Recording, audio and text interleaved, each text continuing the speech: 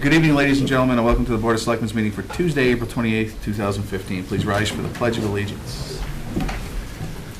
Pledge allegiance To the flag of the United States of America and to the republic for which it stands, one nation, under God, indivisible, with liberty and justice for all. Thank you. I'd like to take a moment of silence to, first of all, reflect on our duties as the representatives of the town of East Long Meadow to the taxpayers for our soldiers' safe return both overseas and in the United States serving, and also for the people of Nepal who suffered such a tragic disaster.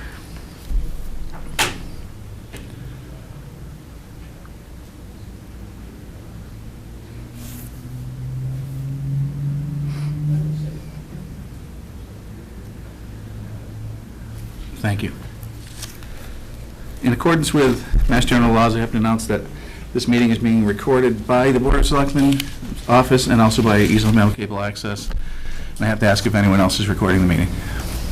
Hearing none, we can progress. The first item on the agenda tonight is reorganization of the board. And what I'd like to do is I'd like to propose a motion to bypass the reorganization of the board for this elective year.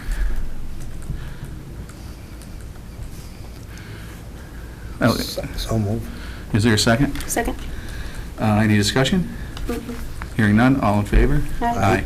I believe we do have to, by law, Nick, we do have to appoint the Board of Health Inspector on an annual basis regardless. For the board, chairman of the Board of Health? Yes, I'm sorry, yeah. I believe. It's been tradition, I can't cite chapter and verse, but if the board wanted to go ahead. Okay, for some reason I thought that was the only thing we had to appoint, but I could be totally wrong on that. I don't know if everyone's happy with their positions. If so, we can keep them the same. As far as I would like, I noticed, excuse me, with regards to MGM, Well, we're not discussing what are you talking about? What just positions? clerk, We chairman just- of the Board of Health. I just said that's the same.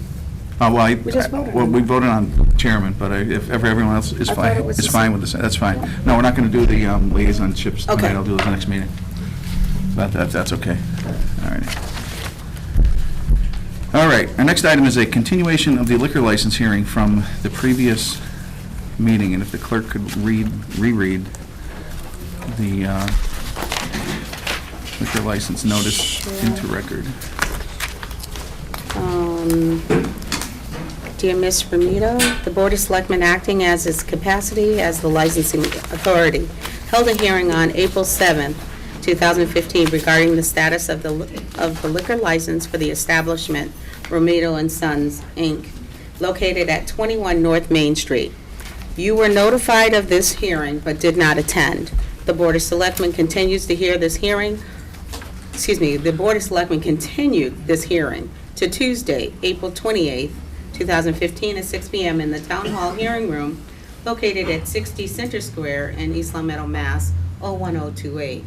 The Board of Selectmen shall consider testimony regarding the status of any and all licenses, including food service and liquor service, and reserves the right to take any action up to and including revocation of said licenses. The Board of Selectmen has several questions it needs answered to its satisfaction regarding the ownership of the building, the ownership of the business, the management of the business, and what is the specific business arrangement, if any, between Romito and Sons and Pride Store LLC. If you wish to have your application for renewal approved and your license issued, you need to submit the following materials in acceptable form to the board: new manager application, substitute manager form, workman's compensation form, liability insurance, and that's it. You may bring such representation as you wish. Please be advised that the Board of Selectmen intends to discuss this matter whether or not you are present. The Board of Selectmen strongly urges you attend this hearing and to contact this office to confirm by calling 413-525-5400, extension 1100. Very truly yours, Board of Selectmen, Paul L. Federici, Chairman. CC'd also to Attorney James Channing. Thank you. We did receive a response. I assume we should read that into record, and that should, in theory, close the hearing, if you don't mind. Not a It's shorter. problem. Yeah, it is. Dear Board of Selectmen, Romito and Sons, located at 21 North Main Street, East Long Meadow, Mass., will not seek renewal of a liquor license. It is my intent as president and owner of Romito and Sons Incorporated to surrender our liquor license to the board. Respectfully, Rosemary Romito, president and owner. Thank you. And I believe, Question? yes. So, but it says in the letter that it's about the licenses with regards to food service also? Mr. Chairman, Mhm. if I could address that question. Through the chairman, in speaking with council about the matter in the ensuing time from the last hearing, it was determined that the only question at this time was with respect to the arrangement if there was a liquor license issued to the premises, so that all of the questions relative to the relationship of landlord-tenant and leases and the like only applied if there were to be a liquor license issued. So with respect to the other licenses, it was worth going through the file and reviewing and making sure all of that paperwork was in order, which it is under Pride. But however, it's not relevant to the current matter that the board is considering, which is the surrender or revocation of the liquor license. In other words, once that matter is settled, the food service licenses are in order and no further action need be taken Okay, by the great. board. So they Okay, can thanks. continue, that's great. Thank you, Nick. So, in light of the fact that they've surrendered their license, I would deem this license hearing closed. The matter's been settled. Next on our list, and we're almost on time, are Sarah Menard, Corinne Tranghese, and Linda Kenny. I almost called you Linda Kenny Digital. How are you, Sarah? Hi, Sarah. Hello, how are you? How are you? Hi. Oh, wait, oh, there's one. Nice to meet you.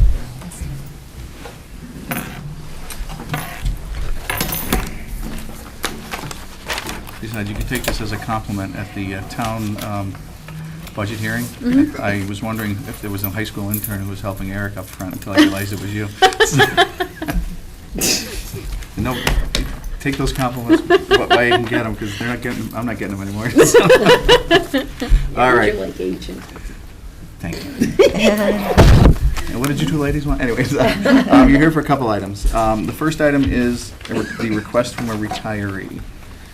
And I don't know if you want to go through that, or I reviewed it, and if you want to It's a brief pretty us. simple request.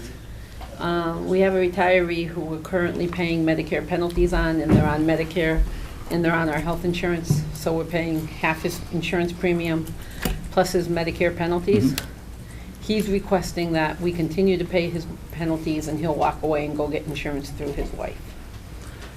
We've done it once in the past. That's what I was going to ask you, is would this set a precedent, and do we obviously, we don't have any policy in this regard, because you would think if they're off our insurance, I'm just thinking logically, once again, which I know over the last 6 years doesn't fly in the face of government, but I'm just thinking that if they're off our insurance, there's really no reason we should be supporting their Medicare, but I'm trying to form that in the form of a question, so. Well, the benefit to the town to continue paying the Medicare would be we no longer pay their health insurance. Right, that's true. Whether or not this particular, and our policy for retiree eligibility right now reads, if you sever eligibility by terminating your coverage, you cannot come back later. Okay, so the most we'd be paying is, was it His $21 a penalties. month? Was- His yeah. penalties are $21. Yeah, okay. Right And now. we do have other Right, well, penalties. yeah, okay. And currently, they do change with the rate of Medicare rate. It's 10% of the premium for every year. So he's paying 20% of the current Medicare premium. Okay. Through the chair. Sure. Just to make sure that we're totally transparent here. So if, for some reason, the state decides that those rates are going to be absorbent, we would still have to pay that late fee? And the benefit? And If the I'm state guiding you decides, to. I'm sorry, I don't understand. If the state decides that, they decide that the penalty, and this is crazy, $1,000. we would have to pay that penalty at that time. The penalty is set by Social Security, by whatever they charge for the premium for Medicare. So it's 10% of whatever the premium? Medicare premium is Yeah. for every 12-month period in which they were eligible for Medicare but did not enroll. He happened to be 2. Okay. So it's not really the state. The state is where I think the confusion is, the state was the entity that mandated that we had to put everyone on Medicare. Okay. And we did the transfer to Medicare. Some people were faced with stiff penalties. So when the state mandated these people have to go on Medicare, the state also mandated that the towns who allowed them to not go on Medicare throughout all those years had to pay their penalties. Do we have any control over, who controls what the penalty is going to be? Right now, The it's penal- 10%. No, well, it's 10% of the premium for each year. So if somebody we do have people who have almost $300 penalties because they're 95 years old and they were eligible when they were 65. Okay. So we do have some big penalties. This particular one happens to be a low one. Okay. But the overall picture is, at this point in time, we're not paying the premium, we wouldn't be Right, paying the we're- health insurance Right, premium. and Right, that's so what I was we're- trying to get you to. yeah. Yeah. The question is whether or not the individual would leave us anyways. For $20, he might. For $300, he probably wouldn't. You could also check with Labor Council, but I believe you could make this decision and say it's a non-precedent setting matter, so that way then you can review any cases in the future without worrying about how you made a decision on this one because of the specific facts of this one. Exactly. Thank you. You're welcome. We did redact the name, so it's not a personal thing, Right. it's just a factual. Which was a good idea, obviously. Mm-hmm. All right, so, how soon do you need to know? I believe his wife's open enrollment is the same issue with us for July 1, so during the month of May. Okay, So I'm at just the thinking next if- meeting. Yeah, if we're going, just to bounce it off the town attorney and get the Mhm. proper verbiage, then that'll be fine. So, yeah, we'll handle it at our next meeting, which is, I The believe, 12th. 2 weeks from today, yeah. Okay. All right, thank you. The next item is open enrollment.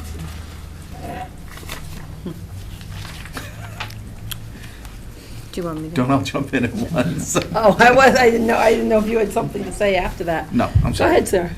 So, okay, so this year for open enrollment, we are launching our employee self-service website. So that will mean that all town employees will be able to log in from their town computers, and they will be able to see all of their information that we have in Munis. So they'll be able to see things like their address, their dependents that are listed. They'll be able to see copies of their paychecks, their W-2s, things like that, their W-4. They can make changes to all of those items on there. It will be a wonderful place for them to go.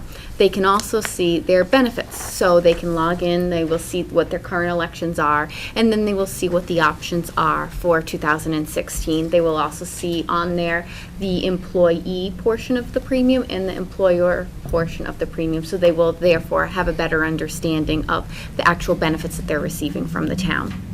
Now, this year is in a positive enrollment year, so that means that everybody has to go on and make a selection. So even if you want the same insurance, you still have to log in and you still have to select no changes and hit submit. Another thing that they do have to do, which unfortunately can't be online, is they will have to sign a document for the 125 plan. So what that plan is, it's simply saying that some of the deductions are offered pre-tax and some are post-tax. That's all that it is. There have been some changes due to the Affordable Care Act, so we're required to issue new paperwork and have new signatures. So employees will all have to sign that. We are working with the Field Eddy company that we had hired to update those documents for us, and so we are still in the final tweakings to just make sure that everything passes through our legal counsel's review. So right now what we want to do is have the go forward to be able to have employees sign that, which I believe you had all voted before to be able to offer that. And then the other thing is, this is a massive undertaking, as you can imagine, to have every employee fill out this paperwork. So what we are going to do is have Boston Mutual meet with each one of them, and they will do that for us. They will meet with each person to explain about the 125 plan. They will also have them verify any beneficiaries that they've already have for life insurance. And they will be able to choose their life insurance now as well. But one aspect of that, and this is all part of their normal amount that we pay them, there's no extra fee for this. The only thing is that they would like to offer one additional life insurance option, and it's a whole life policy. And so that is what Linda's here, is to be able to explain to you what that option would be. Corrine and I have both reviewed it. We fully support it. We think it's a great option to offer, and that Boston Mutual would still explain the information that I just explained to you to the employee first, give them the option, but it's not going to be a forced sale or anything of that nature, but still give them another option. It's something that we don't currently offer that I think would be a great benefit to our employees. Linda, do you want to? Sure. I gave you the brochure. Basically, it's a whole life policy, and it's something that they can have when they retire. They can continue it. It's on them until age 95. And basically, at 65, they have the option of having a paid-up policy, or they can continue to pay it. But it's basically a policy that they own and can take with them when they retire. Okay. Is this something, I'm going to speak for the minority of us here. Is this something outside of, do you have to be a member of the group health insurance to partake in this? Just the basic life insurance. Do you have to even be enrolled in the basic life insurance for this one? No, but everyone that works at the town should be enrolled in the basic life insurance. It's Okay. recommended, correct? Yes. That's the other one that's like, That's That's the the $1.20. $1.20. It costs you $1.20 for $5,000 Yeah, worth of okay. coverage. $1.20 a month. And it's all run by Boston Mutual. Mhm. Boston Mutual is our group basic. Okay. We have a group voluntary, and this will Okay. be a group whole. Mhm. So it's no new vendor being added, no additional cost for the town to offer it. It helps us on the manpower at being able to sit down with all the employees and give them the time and attention that they need. Right. And it offers another great benefit to them at a reasonable cost, that then they can choose to make their decisions from there. Mhm. Yeah, because they don't have to go with it, and Exactly. you're affording them one-stop shopping in effect for different types of insurance Exactly. products. Okay. So, And Through the board. Yep. If someone retired, would the premium be the same as if they were working here? It'd be Yes. the exact same? Yes. And it's actually set up so it's not necessarily a dollar amount. Someone can say, I just want to pay $3 a week, and this is your What- age, and this is how much you'll be guaranteed at 65, where you can, this will have the face value of this much, and you can stop paying on it at 65, and it will continue if you pay this much a week. So it's not really necessarily, Yeah, would this be offered to people that retired years ago? no, No, okay. only to current employees. Okay. And we haven't worked out the So- people who are retiring. So what we are asking tonight is, because open enrollment is In 2 Friday, days. Yeah, 3 days. May 1st, then we would like to just have this in place so then we can set up to have a schedule so employees can sign up for times to meet with the representatives and whatnot. So what we're asking is for the board to vote tonight to allow Boston Mutual to offer the whole life. Any further questions from the board? Is there, just refresh my memory, is there another company, does Met offer? You know We the have a cost? number of Oh. companies offering You insurance. know the cost of this? Offering insurance, but I don't Nothing believe well, just an another whole employee, nothing life. to the town, so, Okay. yeah. Trustmark does a whole life, but it's Do not they know the tied to our cost? group The plans. employees? And there's Okay. there's no It's gonna obligation, be- they're still being given, when they come to the benefits fair, they're still being like given the 20 option to $23 to $30 see a week everything savings that's if they offered. This is get again spouses. another optional National insurance that the benefits town does not program, so. contribute to. It's just another one out there. So they are still being given all of the information, we are not withholding any information, so anyone can still make their own choices and won't be forced to do anything. It's just the opportunity for them to talk about it at that time. So it's just an opportunity to talk about it. Right. Well, it's an open enrollment as well, so they Yep. would have, So they would be able to do it, because our life insurance, you're not always allowed to, it's not always open. Are they gonna have access more than any other insurance company is going to? Because you have to sit down with every person, correct? Is that same benefit given to the other companies? Well, Just asking. Technically at the benefits fair, yes. They could sit down, anybody could go to the benefits fair. They can also schedule individual appointments at any time. All they have to do is go and see Corrine, and they could schedule to talk to anybody. I personally have called several of them when I started and asked questions, and then they came out to meet with me, whichever ones I happened to call. So in that sense, yes. and one plus that we do have here, Angela, is in the grand realm of things, since everybody on Boston Mutual with our basic plan, they already have access to that information about those people. Okay. We're not opening it up to a group where they only have 20 people on it. Right. We're not giving our information out. Yeah, it's Right. limiting the number of people that can see our employee list, and they already have pretty much everybody. Through the chair, Mhm. certainly we can handle this matter today, but I would just like the opportunity to just really look over this Well, document. as I say, the only problem with that is Friday's or Thursday. Friday. I'm is the opening saying day. for us to handle it today, but Yeah, okay. maybe we take a 5-minute break or something along the way and then come back to this. After, Yeah. after 72, this is null and void? No. Okay, as this says, Up to age 72, you could buy it, file, okay. It's yeah, purchase. 95 is the age, right? Yeah, where they- it endows it like 95. 95? Yeah. All right.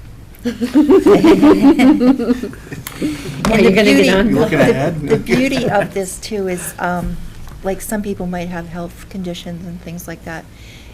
They're giving you an opportunity to get in during the open enrollment with, less requirements. Okay. One thing before we break or anything like that, I just want to add that even though, whatever, regardless of what you're doing with the health insurance, our paid elected officials are still eligible for health insurance, dental insurance, all our optional voluntary benefits, so they are going to have to go online on the employee I was self-service. going to ask you that. Make appointments, and they should come to the benefits fair and set a good example for the departments. Yes, please. The benefits fair is Friday from 11 to 4:30. We'd really like for everyone to come out and see and fill it out. There will be plenty of us there with computers available to show people how to do it, to walk them through, to answer any questions. And so we really think that it would be a great example for as many people as possible to go, but especially the three of you. IT is actually committed to setting up 20 computers. And the benefits fair is at the senior center? No, it's at Birchland Park Oh, okay. for the active Glad I asked. employees, Birchland Park in the gym. 11 to 4:30. Mm-hmm. That would be the voting room. Yes. The And voting room, yes. Through the chair. Yes. Why wouldn't you offer this to people that worked there before that are retired? They have to be active at work to be eligible.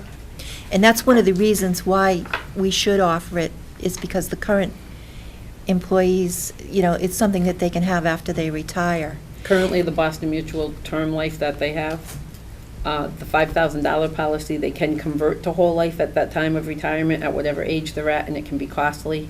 It's only $5,000 worth of coverage. And the other plan, the voluntary one we have, it terminates on when employment terminates. So, anything you want to add, Linda? Yes, and you have 1,000 on the retirees right now. So this is, something that they can have after they retire. Yeah. That's the idea of it. And it's also, since it is a whole life, that they can, let's say that it's somebody who's here, then they leave, not retire, but they separate from the town, then they can take that with them too. So it's not contingent on staying employed here. They can just still keep paying. It doesn't cost the town anything extra, but it is a nice benefit that a lot of other companies do offer their employees. Okay. Any other questions? I don't think so. You want a couple concerns? minutes to review? You take it? Not right now, though. I'll review it later. Well, You want to do it right now? I was just thinking that we could get the vote over, take like a 5-minute recess or something. Okay, however you want to do it, Chair. All right, we propose we make a motion for a 5-minute recess. So moved. Is there a second? Second. Any discussion? Hearing none, all in favor? Aye. We, We are back in session. There was a review of the plan, and there was some discussion, and I'll leave Selectman Thorpe, do you want to?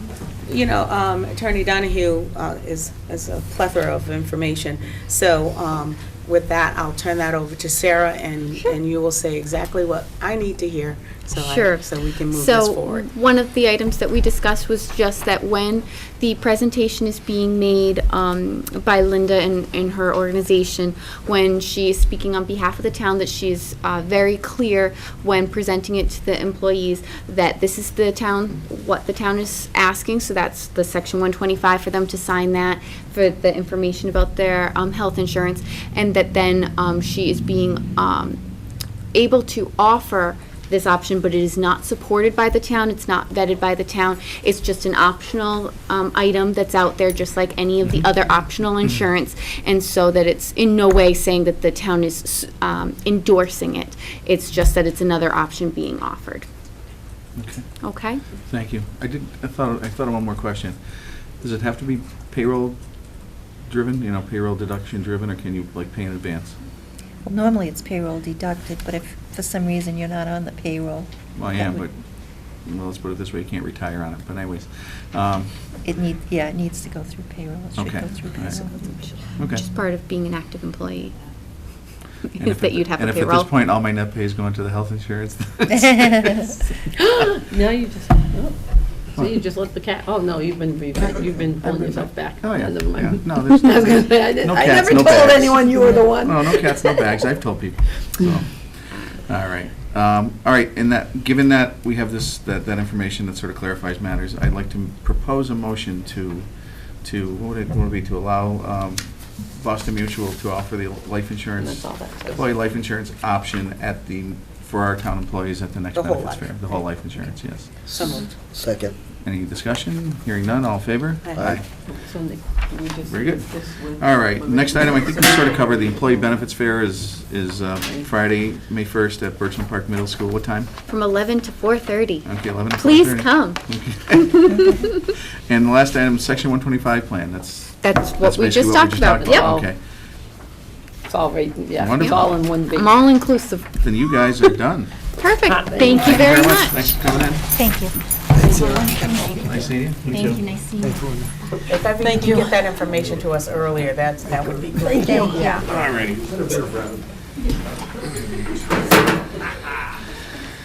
Okay, it's 6:20 somewhere, so could we have the fire chief come up? To paraphrase whoever the country music singer was there. How do they get top bill? That'll be Did top he get a Paul. tan? Yeah. All right. How are you, sir? I am well. That's good. Good to hear. You have a couple items. Yep. You have facilities notification update. Right. I don't know if the police chief wants to come up. He's got the same item on his agenda. Okay. I think it's in reference to the same. Okay. Sir? We are. We are. Your Inspector Gadget you used to reach out. All right, so facilities notification update. Right. We, after we had that minor issue that we talked with the board about. Yep. Myself, Doug, and actually Selectman Gorman met with the facility. We came up with a few suggestions, and in the meantime, the management there has changed. We have been there, actually, we've had a couple of weird calls there, and the management, the new managers have really been supportive of their facility, their staff, and Doug can say the same thing. There's 4 of them, 2 married couples that are there. We have their contact numbers in our system. So from our end, from the fire department side, I can't answer for the police department, but from the fire department side, we were there at one time at 3 o'clock in the morning, a frozen sprinkler pipe, water flowing everywhere, and it was quite a mess. But they were supportive. They got the contractors in there. They got it fixed. So it's, I think our little meeting with them kind of pushed them in the right direction, and it seems to be working from my end. Again, I can't answer for the police department. No, over the weekend, late last week, we located a Knox box that we had provided to the senior center to give out to seniors that needed in the event of an emergency to get into their house, which is separate from the fire's Knox box. So We have a key, they have their own key. Right. So I brought it up there Thursday, talked to Grayson, Yes, yep. and he had his facilities person there. I showed him what we wanted to do. Theirs is embedded with the construction of the building. So I didn't go back to see where it is, but it is in there. It's up there. We have access to a swipe card. So in the event, the circumstances they had in the past was, I think their contact cell numbers were dead. The batteries were dead. They weren't working properly. And ringing the doorbell, there was a problem with that. So it seems to be rectified. Before we installed the Knox box, I checked the swipe card. It opens the door, so knock on wood. The issue they still have is that there are some residents there that have medical alert tags. Does not buzz to the managers. It goes to a private entity who calls us. And then we notify the ambulance crew and we respond, and that was part of the problem, the other one. The rope wasn't long enough for it to be pulled into bed or into the bathroom. They have addressed that issue as well, but there's still a number of residents that do have an alert that they don't know. So I've instructed my personnel, should we go there in the future, to reach out to the managers to let them know, because it could be 4 o'clock in the morning. And now that we have access, we're not necessarily waking the manager up. So they want to know for fear of the next day. Yeah, where's so-and-so? at? You know, they didn't come down for breakfast, and, you know, they know now that they're at Bay State or the Mercy or something. So you, Through the board. go ahead. What did they do to, you said they're gonna take care of that themselves? As far as the, Knox box? no, when the people can't reach the cord. They So They people lengthened call it. in there. They supposedly, they fixed the cord issue, but a lot of them will still go, because I don't know if they had it at their own house before they took residence Yeah. there. So a lot of them still have either a contract with their medical alert, but it does not ring to any of the on-call managers that Yeah, Doug do we do that Mellis's. with across the street there too, Chief? We're gonna look at all the facilities to try to get them all the same? There's generally someone there Yeah. all the time available, and I know they have a secured unit up there as well. Right. I mean, I'll follow up this, the end of this I week mean, I know and we touch didn't have base. trouble with those, but I remember at the time we said we were gonna look into the It's, other. it's a little different with those facilities, because Yeah. they do patient care there. So Yeah. there's somebody responsible there, and if there's when the buzzers push there, they know about it. Their staff is already. Their staff's already on medical top staff of is it. already Usually it's there. their staff that's calling the ambulance. Right. And that's the same way it is at all the nursing homes. East Village is the same way on Benton Drive. Yeah. The Bluebird is the first true independent living facility the town has, and again, in talking with Donna that time, the changing of managers didn't help the situation. No. And it seems like Grayson and Laura, I'm not quite sure about Steve and Bobby, but Steve and Bobby are Grayson, good, it too. seemed like they're gonna be there a while. Yeah. They're settled in, and, you know, and We their number one goal is resident care, so, Yeah. and Right. and that's the important thing. That's what we want. We wanna make sure that, you know, so. Now, you were talking about contacting, like, if someone has the medic alert, and it goes right to you folks, or to the It goes through their operator, call center. the call yeah. center, and then to you folks. When you call out for whatever you're gonna do, an ambulance, are you gonna be notifying the manager? That's what we're gonna do now, Okay. based on the conversation I had with Okay, yeah, Grayson I the just other wanna make day. sure that. Because that's what he said, we don't know Right, if, you know, the person in 503 moved or, you know, went somewhere during the night. yeah, So, okay. Through the board? Mhm. Are they gonna notify you if they change management again? Like you said, they would change. We've asked that question, We've we asked- can't guarantee it. Yeah. It is stressed that we need to know who Yeah. our contact people are, and what, we have Grayson's and Laura's cell phone numbers too. Yeah. So we need to know that. It's the same issue we both run into. Rocky's Hardware, the manager could change tomorrow, and Bank if we get a managers call, change. bank Yeah. managers, yeah. But the problem we had there were those full-time managers were gone and they had a part-time person Right. fill in. That's where the problem came from. Right, yeah. Right. because I think what happened with Are that. they doing the same thing now? Right now, it seems like they got 2 permanent sets of managers, Permanent. so if one's off, the other set's definitely there. Right, yeah. And like I say, we have numbers for all of them. Yeah. and we have a list of what days, there's set days each week for the whole year. Who's there, Yeah, right. yeah. So if there's not someone on vacation, they might put someone else's name up there, but I don't know who. Yeah. Right. The manager would come in. They usually draw from the other facilities they have. Right, if both sets of managers are Right. gone, right, Right, which I think would be rare. right. I think their plan is to make sure one of the regular sets is there. Okay. All right. That's it. We'll be back to you shortly. Next item is public forum regarding your extended hours. Yes, I apologize, I don't have a letter. I was away on vacation last week. My plan is, if the date works with the board, if the board would like to be there, I would encourage to do it at the fire station on May 11th. It's the Monday before the town meeting. I was going to advertise try and get an article in the reminder briefly. Also, the town website, the fire department Facebook page, to get it. Pretty much what it's going to be is a description, PowerPoint presentation that is going to be available for the night of the town meeting.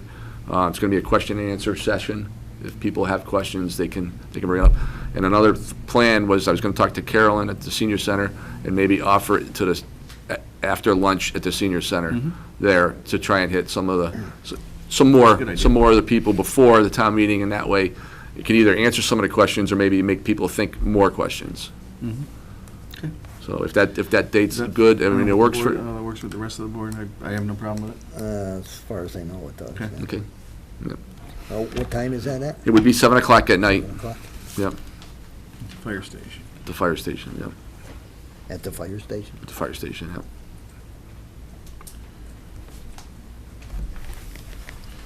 Okay. I think you're done. I think I'm done. Very good. Thank you. Thank you. I see you.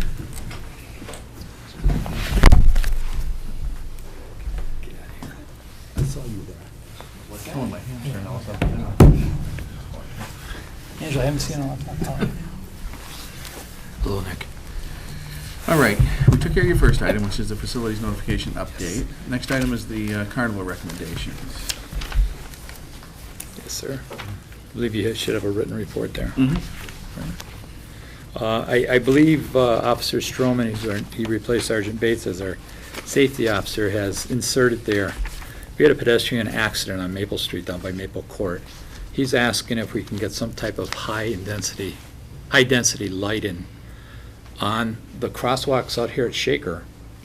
And I believe they come up by the library over to they should have a snow fence up along Carnival, the ball field itself. So they only have 2 entrance points. Okay. So if we can get the people to walk on the Maple Street side closest to Walgreens and Town Hall to those crossing points instead of just walking hurdy-gurdy across traffic. Right. Maybe we can not have any accidents this year, but the brightness will light up the area because I don't think the street lights are that. Okay, would that be some sort of temporary light? It would be some type of temporary. I don't know if DPW has a generator source to put it up. I think they do for construction jobs, like water main breaks in the middle Yeah, of the like night and football stuff. games. Yeah, just some type of light stanchion, just to get more moths in the sky. No, but to get people to cross in the well-lit Okay. areas, and Okay. traffic can see people darting in and out, or see people at a distance. All right. Through the chair. The accident was at the, Maple Maple Court and Maple Street. So last 2 July? kids. I want to say it was like either the 30th or the 1st. It wasn't the 3rd or the 4th. okay. It wasn't fireworks, it was the carnival, I believe, they were going to. Okay.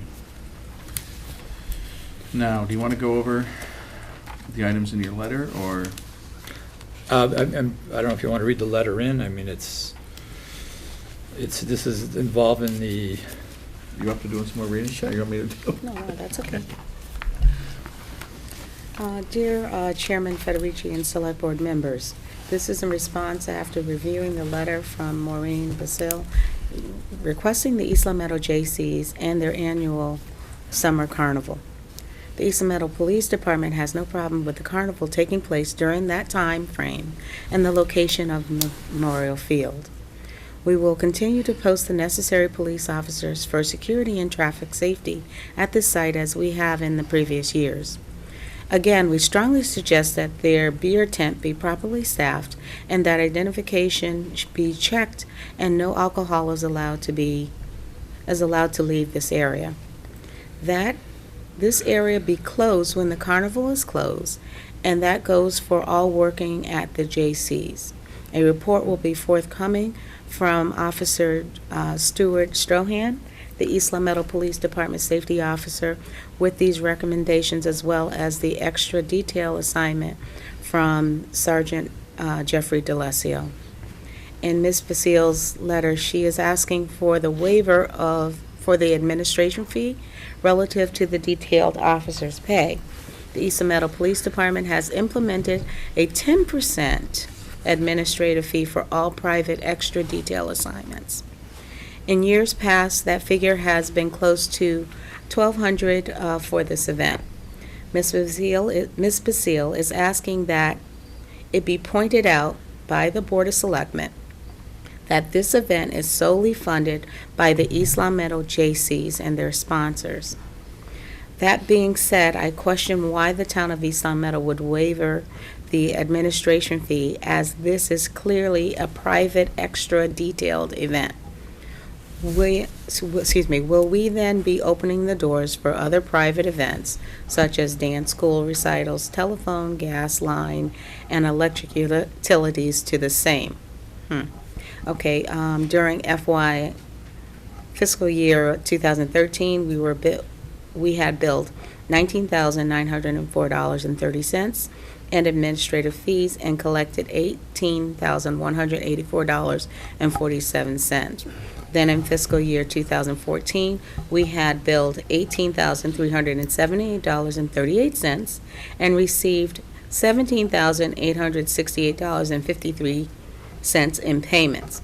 Again, this money goes to the general fund.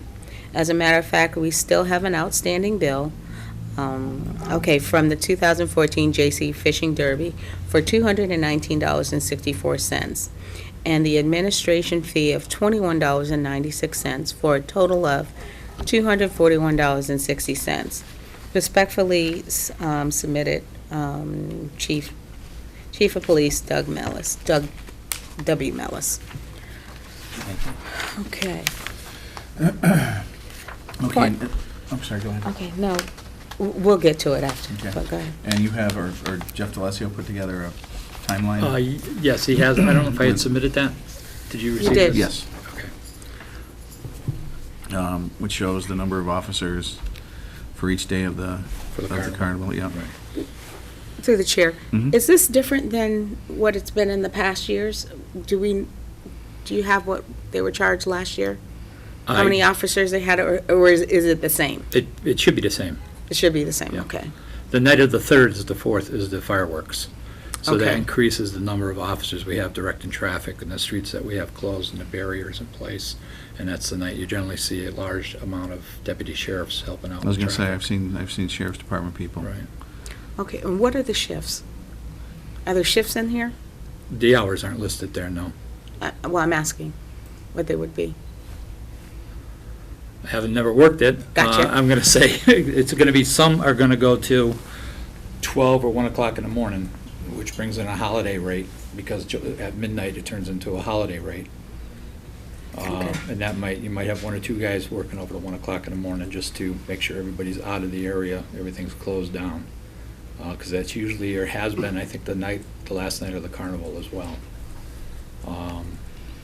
Most of them are going to be on the weekends. I don't know if they have someone that starts earlier in the afternoon, but the bulk of it's going to be nighttime I don't know if the carnival's planning on closing at 10:30 or 11 o'clock, but that's what we need it for. And it's not just for traffic, it's also general security. At times, there are some unwanted individuals that want to do other than ride the music, ride and eat the fried dough and the cotton candy. They want to stir up some other issues and problems and damage and some other events that happen in and around the parking areas. So I could call Sergeant DeLassio and try to hammer out, see what those shifts are, all right? I mean, I can get that information for the shifts. Sounds like a great idea, thank you. Actually, our next person could probably tell us too. All right. So now, towing licenses. Yes, I had prepared the document there and looking for direction from the board on which way to go. I generally try to get the letters out in May. The new contract would take effect that first Monday at 7 a.m. in July. I'm trying to think this year when July on July 1st, or what the first Monday is. I may have it in the letter. Actually, the 4th is a Saturday this year, so. All right, so it's going to be Wednesday. July 6th, So, be a Monday, at 7 a.m. okay, so you normally send out, Send out letters to the towing contractors, advising them to complete the application. I believe the copy of that is in your packet as well. okay. And I don't, I know last year we had a couple others that were Right. interested, and I don't know if anything has progressed with them. I know one of them had come in and told us that he had storage facilities over here at Custom Auto Body, and I was told by the owner that he does not, so he basically did not have a place to store his cars. And the other person I know was working with his uncle, and I don't know I don't know if they ever got, because I think there was a question there with, it's not his property, so it would have to, I don't remember the exact details, but I know there's a problem with the planning board as far as the, But that was last year. right, but I don't think And I haven't heard them doing anything to correct the matter, so, I don't know, I I don't think the see. planning board turned them down. did they? Yeah. All right. They Okay. can try it again this year, though. There's nothing that prevents them from trying again. Well, when did they turn them down, recently, or was it last year? Well, last year. Okay. As they turn them, I wonder, I wish I knew why, because they probably would turn them down for the same reason, I would think, if it's not, you know. But in any event, at least, I don't know what the board thinks. I'm thinking at least send them out to the current carriers, and maybe send a letter to the other two, and if they're interested in putting their name in the hat, then they can do that, but I know there's a time limit here. Since I already turned the page. I would say send it out to all of them and then see what you see, Right, just to be fair. right. But the other ones, we're not gonna wait till after July 1st Oh, for no. everyone to get their ducks in a row. Absolutely not. Like we did last year, Absolutely not. so. You send it out and you right. have your timeline, and Okay, if they have it together, then they're included. If not, sound good? you move Yep. on. You give them a date to get back to you with, you know, and when they get back to you, it can't be, we're waiting for this or we're waiting for that. They have to have their ducks in a row. Okay. All right? Through the chair. Yes, sir. Chief, it says all tow vehicles, including police vehicles, will generate a log-in receipt generated by your company. Do they give that to you, or do they keep it? I believe they keep it. They keep it, and you can look at it anytime you want? I mean, say if And someone, really, we haven't had a need for it. We haven't received a complaint from yeah. someone that's. Well, I just wondering if someone had a problem with a vehicle being towed, you know, and there wasn't damage to it, and Right. when they towed it, there was damage. I'm reviewing now, we're probably gonna be looking into a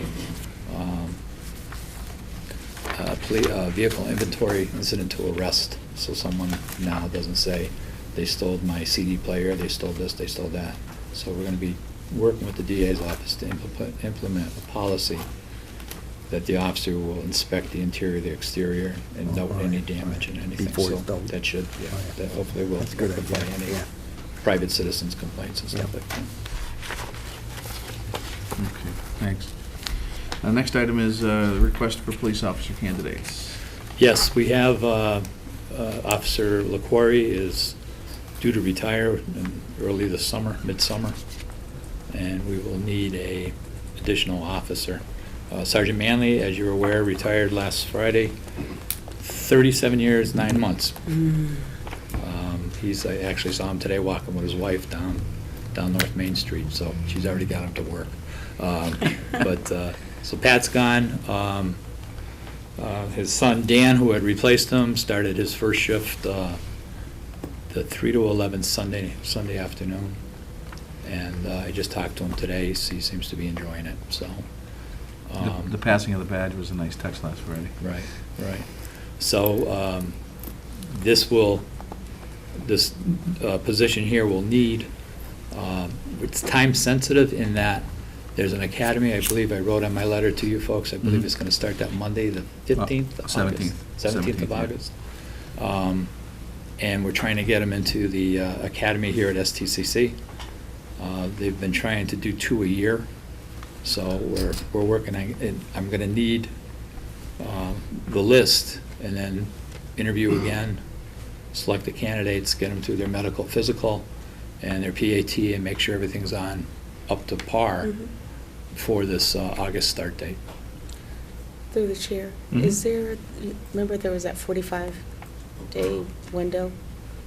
That, Like, because last time we were going to do it early, and then you called us back and said, no, we can't do the that was a interviews. promotion. That was for the That's for sergeant. promotion, Yeah. so Sergeant, this yeah. is different. Yeah, Okay, 30 great. days sergeant, yes. Okay. Because you've effectively got the candidate that's coming out the 9th is replacing One. One. Manley. Right, and then we have the Pat. other. And then we've got another one, okay. Yeah, we'll have another one there. So we'll need, And who knows who else? I don't know. yeah, we'll need one or two.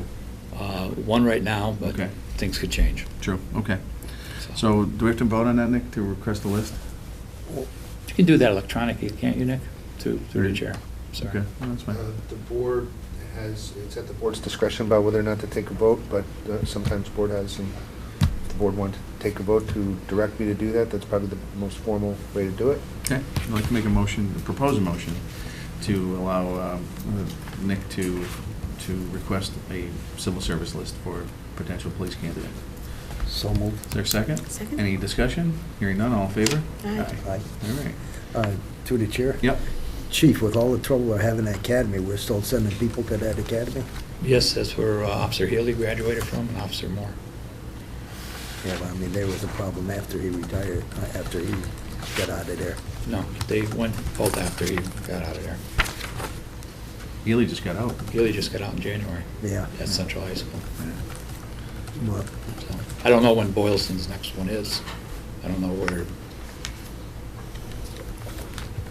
I mean, what I'm saying, with all the problems we had at that, or they got at that academy, do we want to subject our police officer or future police officer to what's going on there until we get that squared away there? I don't have an answer for you, Mr. Berman. You know, we've had 2 go to class at that academy since that incident that you're aware of. And they both successfully completed and are working now on town. Next item is the draft for mutual aid. If I could ask Mr. Donahue if we could get together, we've never gotten together to discuss further on that mutual aid policy, and I'll reach out to you. I have reported to the board a couple of times in the past on the issue that you and I have with the draft mutual aid policy from the state. So they're familiar with the situation, which is that the policy as drafted would authorize, if accepted, would authorize any officer whose community is a party to that mutual aid agreement who happened to be in East Long Meadow and decided for some reason that he needed to perform his duties as a police officer, that he would be able to act within the community. And I explained to them that the concern that you had and that I had was that we would not know necessarily who was visiting a friend, shopping at one of the stores, having dinner at one of the facilities, whereas we would know if the chief determined or the board determined that there was an emergency that needed aid from another community and we requested assistance from a police department. We would know those officers were here and we would know they were working on our behalf and we would accept the responsibility for them. So it's really a call as to where we stand with the first situation of allowing an officer to perform his duties within or to perform police duties within the community without actually notifying you that he's here, number one, and number two, having any reason for us to request him, because as you've said on a number of occasions, and I think the board believes, our police department is more than adequate to handle any of the needs that we have for the everyday operations of the situation. We don't need an officer from Chicopee or Holyoke or Greenfield coming in and making an arrest because they see somebody happening. They could call one of our people to come in and act. And, Right, I think part of that too with the policy, and as has been pointed out to me by the other departments, we currently are the only community in Western Mass that do not subscribe to this mutual aid policy. So I hear it every time I go to a meeting, how come you haven't joined? The only Haven't done this community and what, that? Paul? I'm sorry? The only community at what? That are not in this mutual aid policy. It's pointed out to me though, Jim, that they're saying that the officer has to be on duty You could be in a cruiser, doesn't have to necessarily be a marked cruiser, but it has to be an officer on duty. That's what's been pointed out to me time and time again. But as we've discussed, Chief, Right. that's not what the agreement says. Right, I If they'd like understand to that. amend the agreement to say that, I mean, there is the provision in the agreement that if there's an active chase, there's an event in Wilbraham, and a Wilbraham officer is following a suspect into East Long Meadow, that he's still on duty, he's still acting as a Wilbraham officer, but he has the authority because he's in active pursuit to act as. The area that my concern has always been is officers not in active pursuit, not on active duty, just here in the community and decide that they're going to operate and act their police powers, because our officers off duty, correct me if I'm wrong, Chief, but our officers off duty in East Long Meadow are required to act if they see a crime taking place. And so out of city or out of town, police officers will be in the same basic situation. And the issue before the board and the chief is, do we want to have these officers performing police functions within East Long Meadow without anyone in East Long Meadow actually knowing that they're here or they're performing these functions until they put a call into us to say, we have an issue? Yeah, through the chair. You know, it's funny we're talking about this tonight because I just got back from vacation. There were 4 officers, I think it was from New York, that were on vacation, and they just interceded in stopping a problem. Sweden. Well, I Police forget- officer from Sweden, where it was on the subway.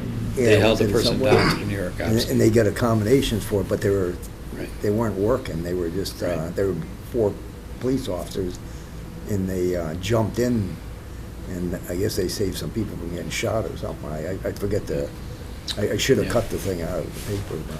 I want you to understand, my position is just to explain to you the way the agreement is written. And I haven't read the agreement in 3 months or 2 months since the last time the chief and I talked about it. But at that point, I don't recall that it had to be an officer actively on duty who was covered under this agreement.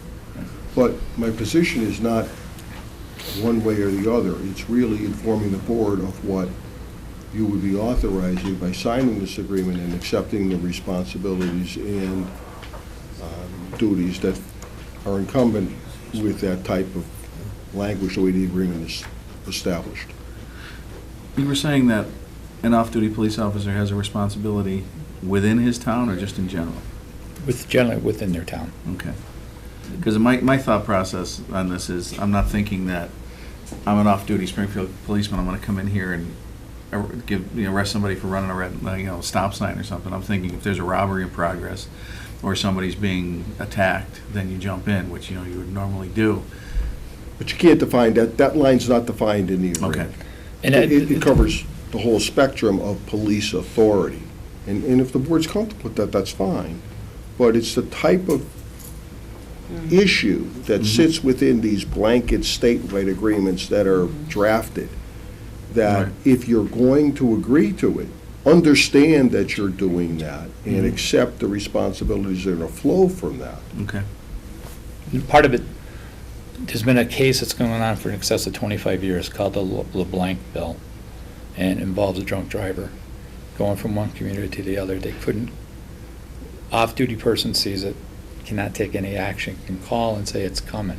This here could possibly cut down on drunk driving violations by someone either taking action.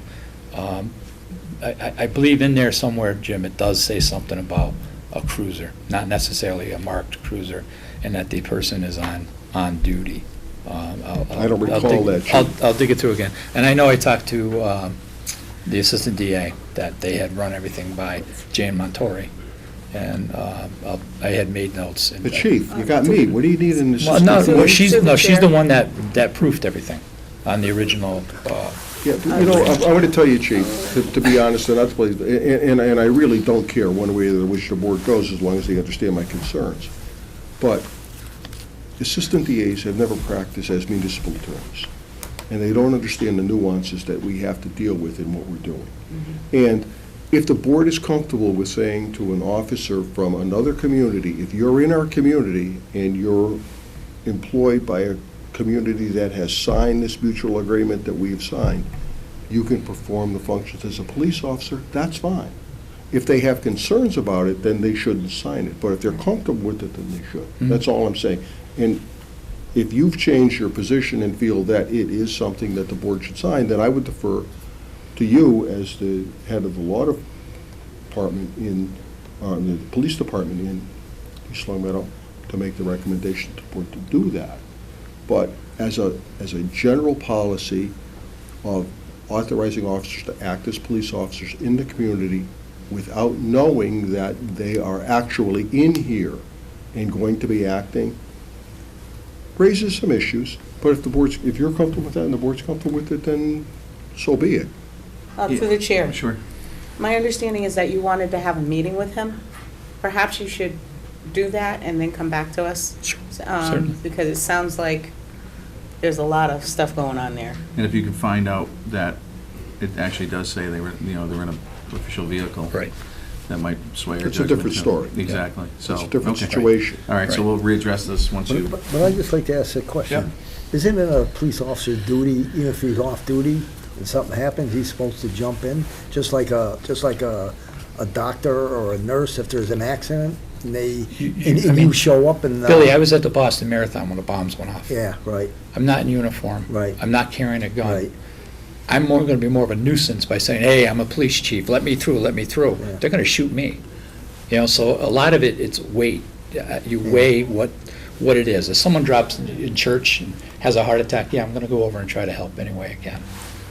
There's But if you not had, really a law if you had a per chance se. to grab the guy that set the bomb off, Oh, absolutely. But to Absolutely. answer your question, it is a responsibility, is my understanding of the law, of an officer who is authorized to act within the community, whether he's on duty or not, to act to enforce the laws of the in community. his own community. It's the extraterritorial actions of officers authorized to act in other communities who are in East Long Meadow acting that creates the issue that the chief and I are sort Right. of Yeah, at a little bit of odds with. They're just saying, and I'm not opposed to it, I'm just saying that, understand that you're granting a pretty broad authority.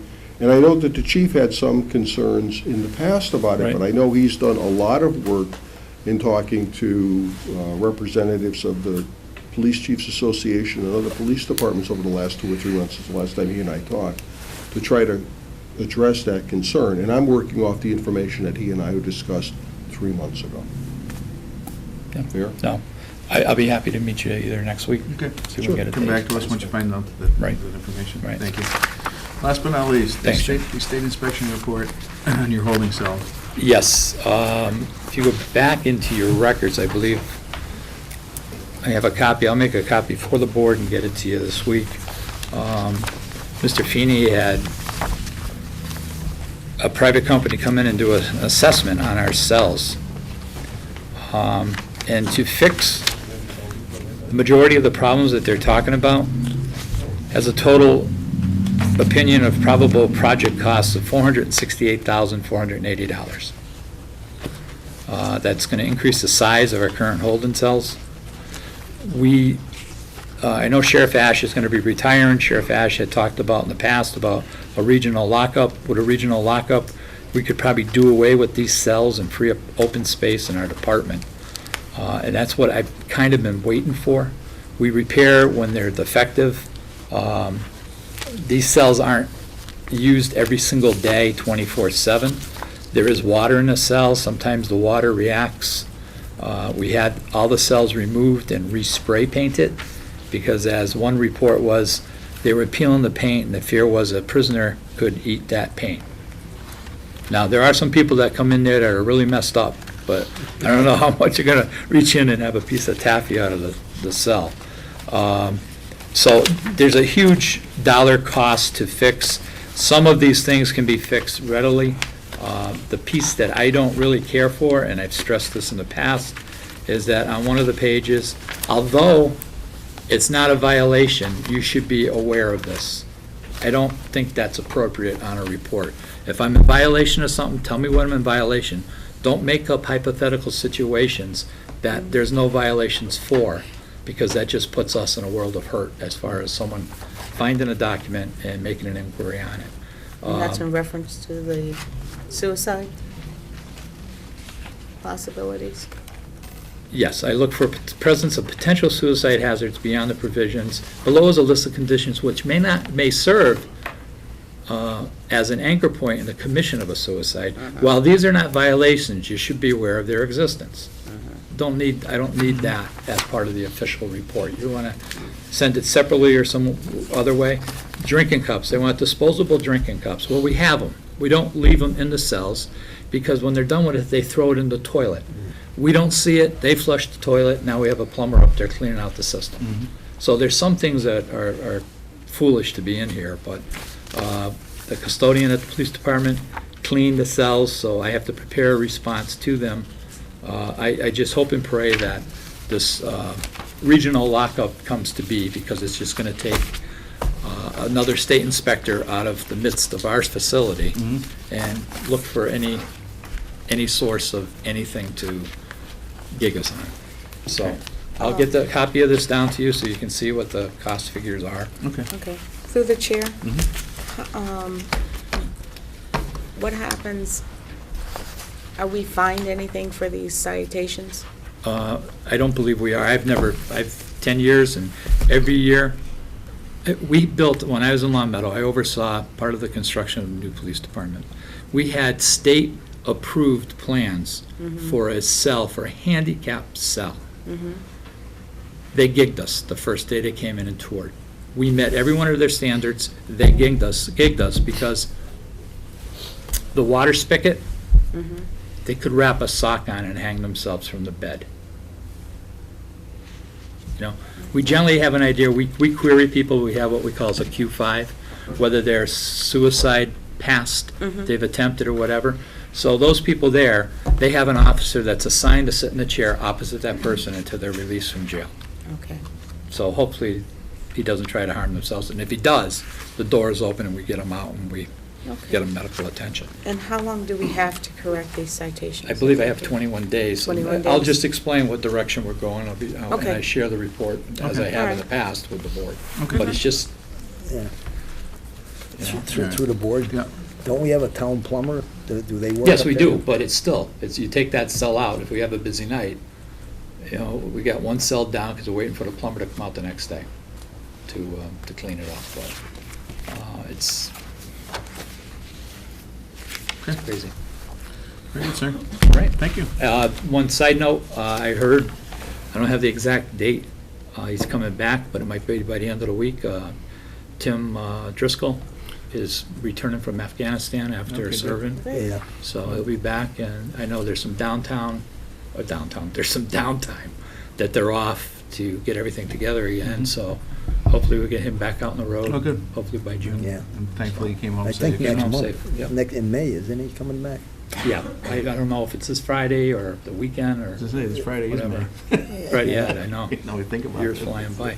I'm heading over to get the social media for yes. that drug awareness program that the schools that we've been working with, that's Okay. until 8 Well, o'clock.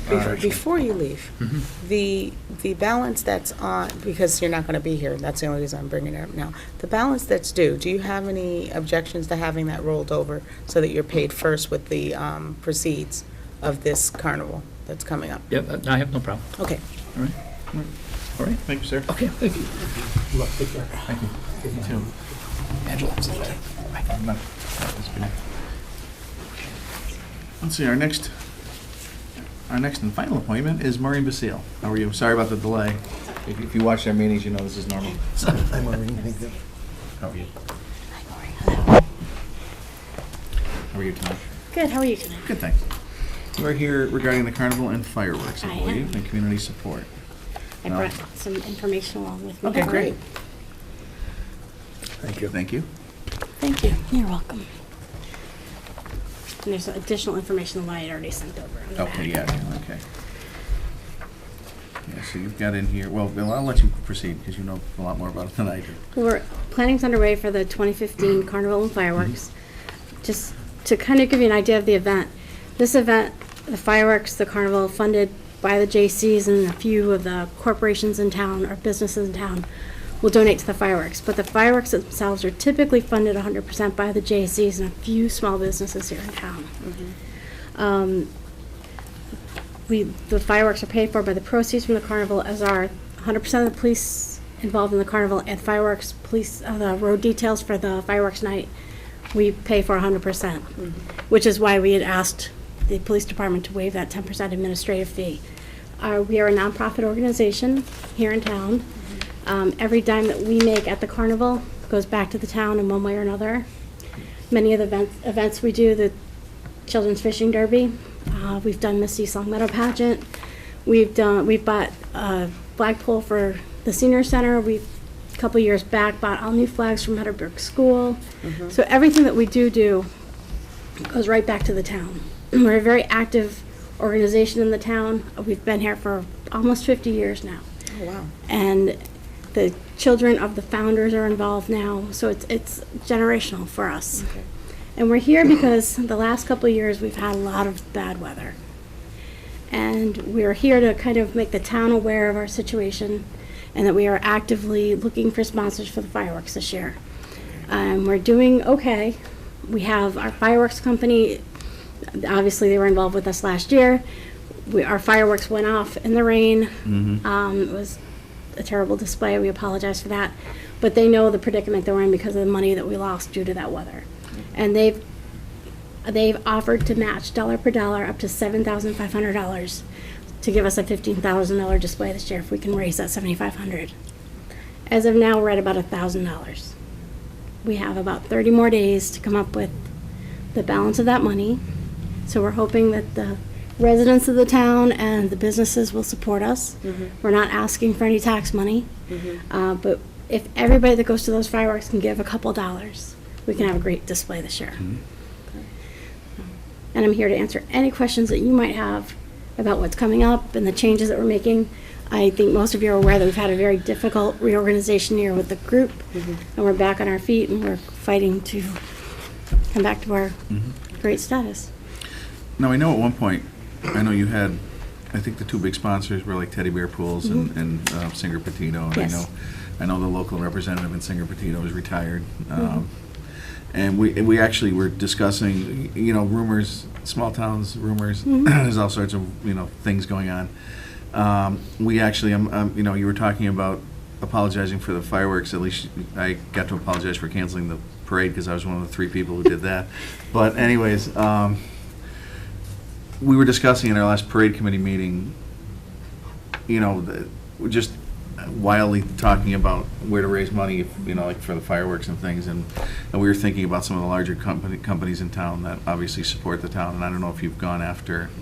We have. Sorry to interrupt you. That's what, no. The problem we have with the larger companies is a lot of them like to give to the educational activities and that to the schools. We find that like Rockies, right there, first one there, A.W. Brown's, right there. It's the locally owned businesses that are the ones that are supporting it because they live here, they are our community, and this is the type of event they get involved with. The larger companies like Lennox and Stop and Shop, those type of businesses are giving to educational, healthcare. So we struggle to find the bigger companies willing to give to us the way our local businesses do. We, another one we brought up and we hate to, everybody's going to the same pot, but we came up with the 3 magic letters of MGM. And we're actually, I have contact information for them, and we are reaching out to them. All right, because I'm thinking, being a new neighbor in effect, they might, they might want to contribute, and even if it had a little bit of name recognition to it, then it might be worth it to get. And that's what we do for any of the businesses that contribute. Well, that's why I knew about Teddy Bear, because I used to see the signs. And Teddy was a wonderful partner for many years, and we're back in a discussion with him as well. Oh, good. As I say, tell him I said hi, but he probably wouldn't do anything after that. That's what. Okay, so you're basically looking for, you're basically trying to get the word out. Correct. Okay. Yeah. And we're looking I know, for manpower as well, just so okay. you know, we need some volunteers, we need some new blood in the organization. Okay. It's that it's that junior part that messes some of us up, the gray-haired ones. We have associate members as well. Okay. So we don't discriminate against age. Okay. Well, so many people have enjoyed the fireworks, and it has become part of the East Long Meadow 4th of July celebration and the carnival. it would be a shame to have it not happen. And the carnival and the fireworks, they are community events. There's so many other events in town that are school events or this.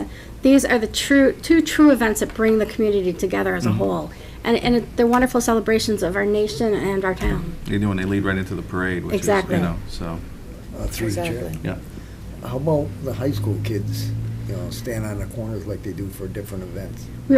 I'm glad you brought that up. We're actually considering going to the school committee to ask if we can enlist some of because they have their volunteer requirements, enlist some of the students to collect donations at the high school for the night of the fireworks and maybe raise some funds that way, because that for us is an area we don't have the manpower to cover. So the Rotary Club gets a lot of credit down there. And Yeah, they think we put those on the Rotary Club. yes, Yeah. yes, and I mean It's on camera now. You It's got it. frustrating. No, we've gotten thank you letters. yeah, and we don't get any of the recognition down there. And we work with the Rotary. We've Yep. worked with Unico for years, and we at the carnival we give any nonprofit a space without charging them rent, and it's great to work together. That's what our community is about. But we do need to use that forum down there as a way to get some funds to cover that event. Now, I don't know where I saw it.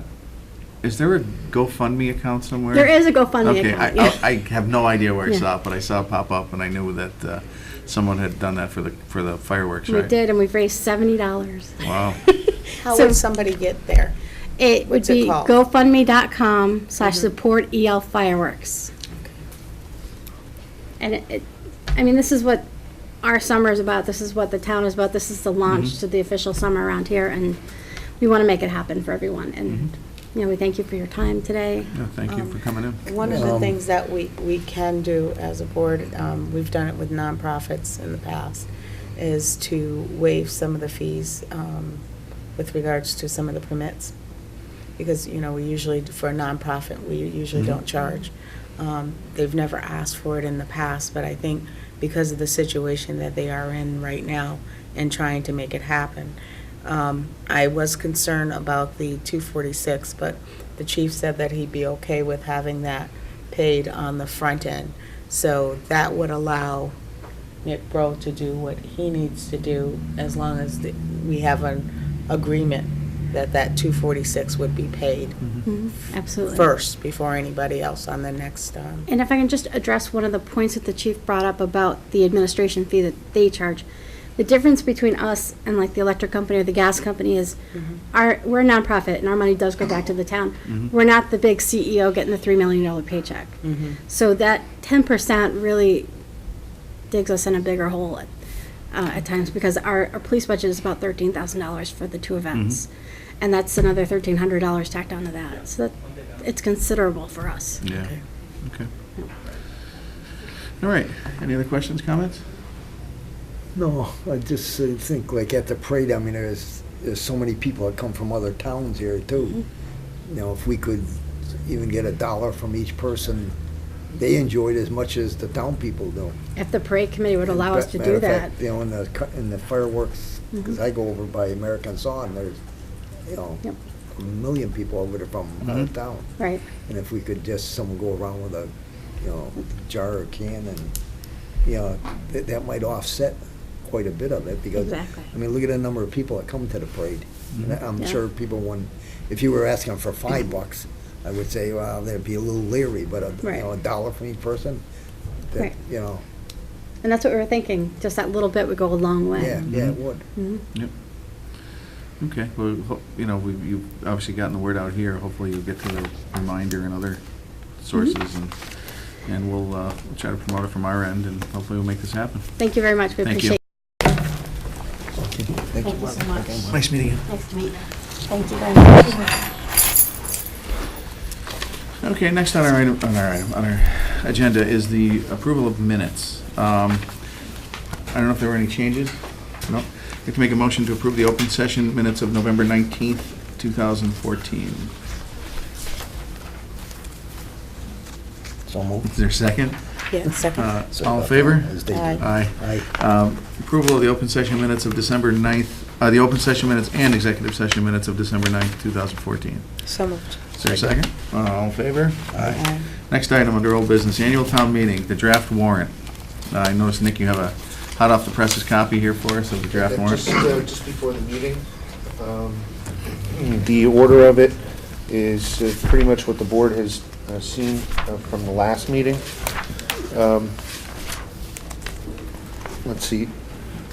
Had a meeting today with council who had provided changes. They're not reflected in there, but they were really changes relative to formatting and questions that he had with Sarah on some of the financial articles.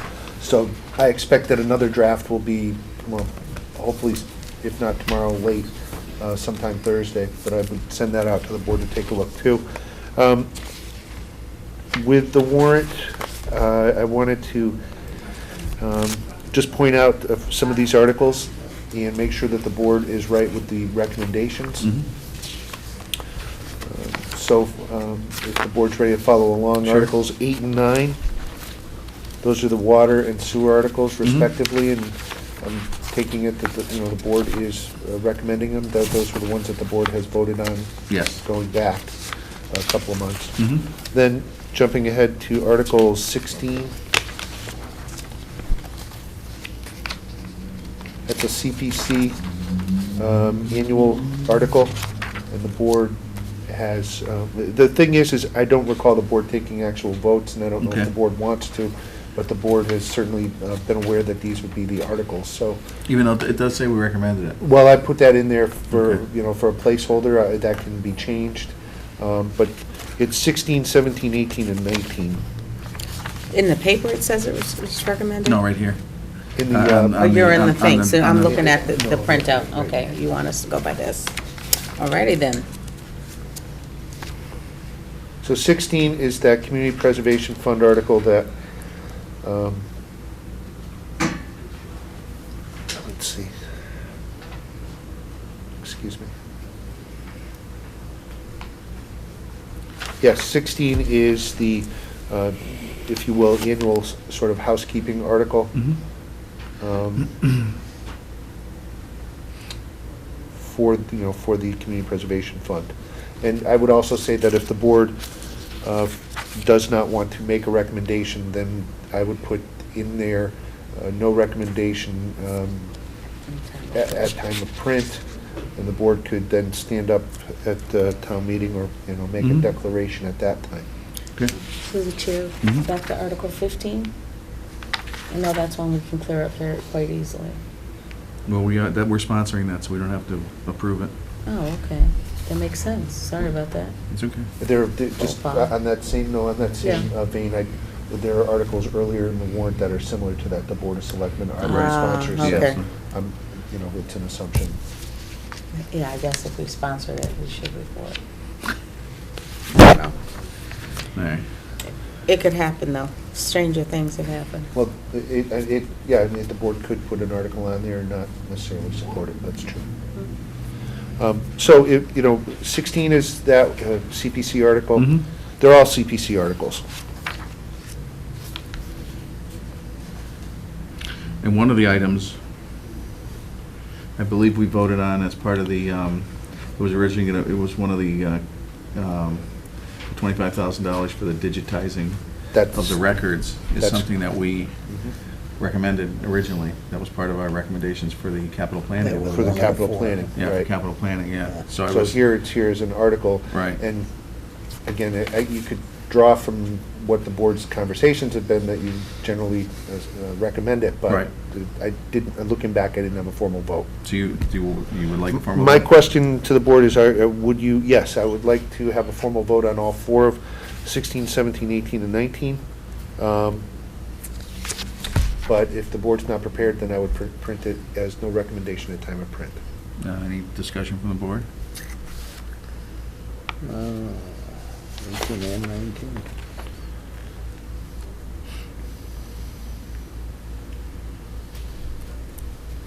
I mean, these are basically just moving items from one sub-account to another sub-account within the CPC for the, 16 and 17 moves balances. 16 is the housekeeping, sets it up for the year. Right. 17 is a rebalance of funds.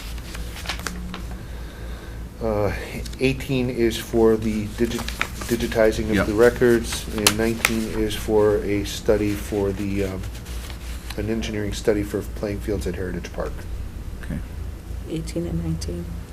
It's low-bearing fruit. 18 is the one we 18 proposed. and 19, yeah. So, 18, it's sponsored by the right, Community but Preservation. that was originally one of the items that we had on the, on the Capital Planning Commission as one of their items to But fund. Nick said he needed a vote on 18, 19, and then two others. So I'm just- 16, 17, 18, 19. Through the Okay, so board. 18 and 19. Okay, I don't have a problem. Through the board on Article 19 Yeah. there. I was on vacation, but when I read the reminder this morning, it said that Heritage Park, they're planning on building a town hall there, or got plans though. But yet they want to put That's a news ball to field. us. Huh? That's news to us. It was in the paper. Well, yeah. Was it don't believe everything you read and Well, and everything you see and only I'm half of what just- you read, or yeah. vice versa, however that Yeah. works, so. Well, I'm just saying, we don't want to be putting playing fields in if they got, they're planning on buildings up in there. Well, I don't think they can plan buildings without us. Well, exactly, but So- I mean, why Yeah. would they make a statement in the paper like that from the planning board? That's a good question. Because nobody else knew when I asked anybody else where, where that came from, so I don't know. But I mean, I have, at least as far as this goes, I know Article 18. We'll do that one. I'll make a motion to endorse Article 18. So moved. Is there a second? Second. Any further discussion? Hearing none, all in favor? Aye. How about 16 and 17? I know those, I have no problem with whatever you folks want to do with those. We want to hold off and Yep. do something on the floor? Yep. Yeah. Okay, we'll do that with our, and how about 19, same thing? I like 19. Well, I do too. How about this? We'll make I'd like to propose a motion to endorse Article 19. So moved. Is there a second? No. I'll second on necessity. All in favor? Aye. Aye. Yeah, we'll just, I mean, And then all opposed. Did you say aye, Billy? no. It's- Oh, opposed? Okay, 2-1, Nick. Okay. All right, any others, Nick, that we have to, The other note I wanted to let you know is that Article 23. okay? Article 23, which is, the board had that discussion at the last meeting about the funding for the Charter Commission. Mm-hmm. And in speaking, again, in speaking with both Sarah and with Town Council, Mm. and in reviewing the statute, there is no need for this article. Okay. The statute, the statute, in fact, directs the treasurer to make an appropriation, and so it's done at that level. Okay. It does not involve the Board of Selectmen. Do you know what or the town amount meeting. is? $5,000. $5,000. 5,000, yeah. okay, that's what I was thinking. Yeah, yeah. And since we're on that topic, it just, because I was asked this by someone, for whoever's listening who doesn't grasp it, and I know it's can be confusing, the Charter Commission has absolutely nothing to do with cable TV, and I know there's been people who have had that Yeah, problem. I yeah. spoke to Chris Goodrow from the Reminder, and he said they're aware of the problem, but there's a lot of people who think that has to do with Charter Television, and it doesn't. It has to do with the reformation, potentially, of our governmental system. All right, so is that it for the warrant? Well, then, yes, that's it for the warrant. Then the questions through the chairman for the board, and they could be delayed, I suppose, but does the board want to talk about article presenters at this point? And does the board want to conduct a meeting prior to the annual town meeting? Generally, the board has done something around 6 o'clock or so. So we have our next meeting is the 12th. Yes. And then that would be the 18th. The So let 18th. me ask the board, do you think? I think it's good to have Yeah. that set up, Okay, yeah, it's just in true. case Just- anything yeah. comes up. It's true, we have had last minute little negotiations and things, so, happens. okay. Yeah, we will have it at 6. Ralph's gone, we can discuss that and have it, so. And then wait on the presenters? I don't prefer to do that. What's that? I don't need to present. Okay, well, we don't want to share? Nope. All right. Well, then we'll go over those next meeting, Nick, just to move things along, because we have people waiting. All right, Chapter 90 funds. We're getting, Oh, I'm sorry, I went right past it. I just want to point out to the board that the number there is, Is that for the chapter 90? for the Chapter 90. It's yes. 588, 442? No, Okay. that number is going to be approximately 1.5 million. Oh, they were a little off, Like huh? that. So, and again, those are funds that come from the state. So it's been due, as I understand it, to an accelerated program from the governor, and we got word about that, again, in the interim between the meetings. Oh, good. So that number is approximately That's helpful. 1.5. That we're getting? Yeah. Yeah. Yeah. Instead of the 588, 442, we're actually getting almost $1 million more, so. I heard it from as Well, that's a well. nice little change. He said it. Okay, next. Board of Selectmen recommendations. Went through that. Oh, that's right. Yep. Sorry. An article percentage we're going to do next time, and then we're having a meeting before. So, town administrator position. I understand, not to give away secrets, but you signed your contract tonight, I did. so you're no longer an unrestricted free agent.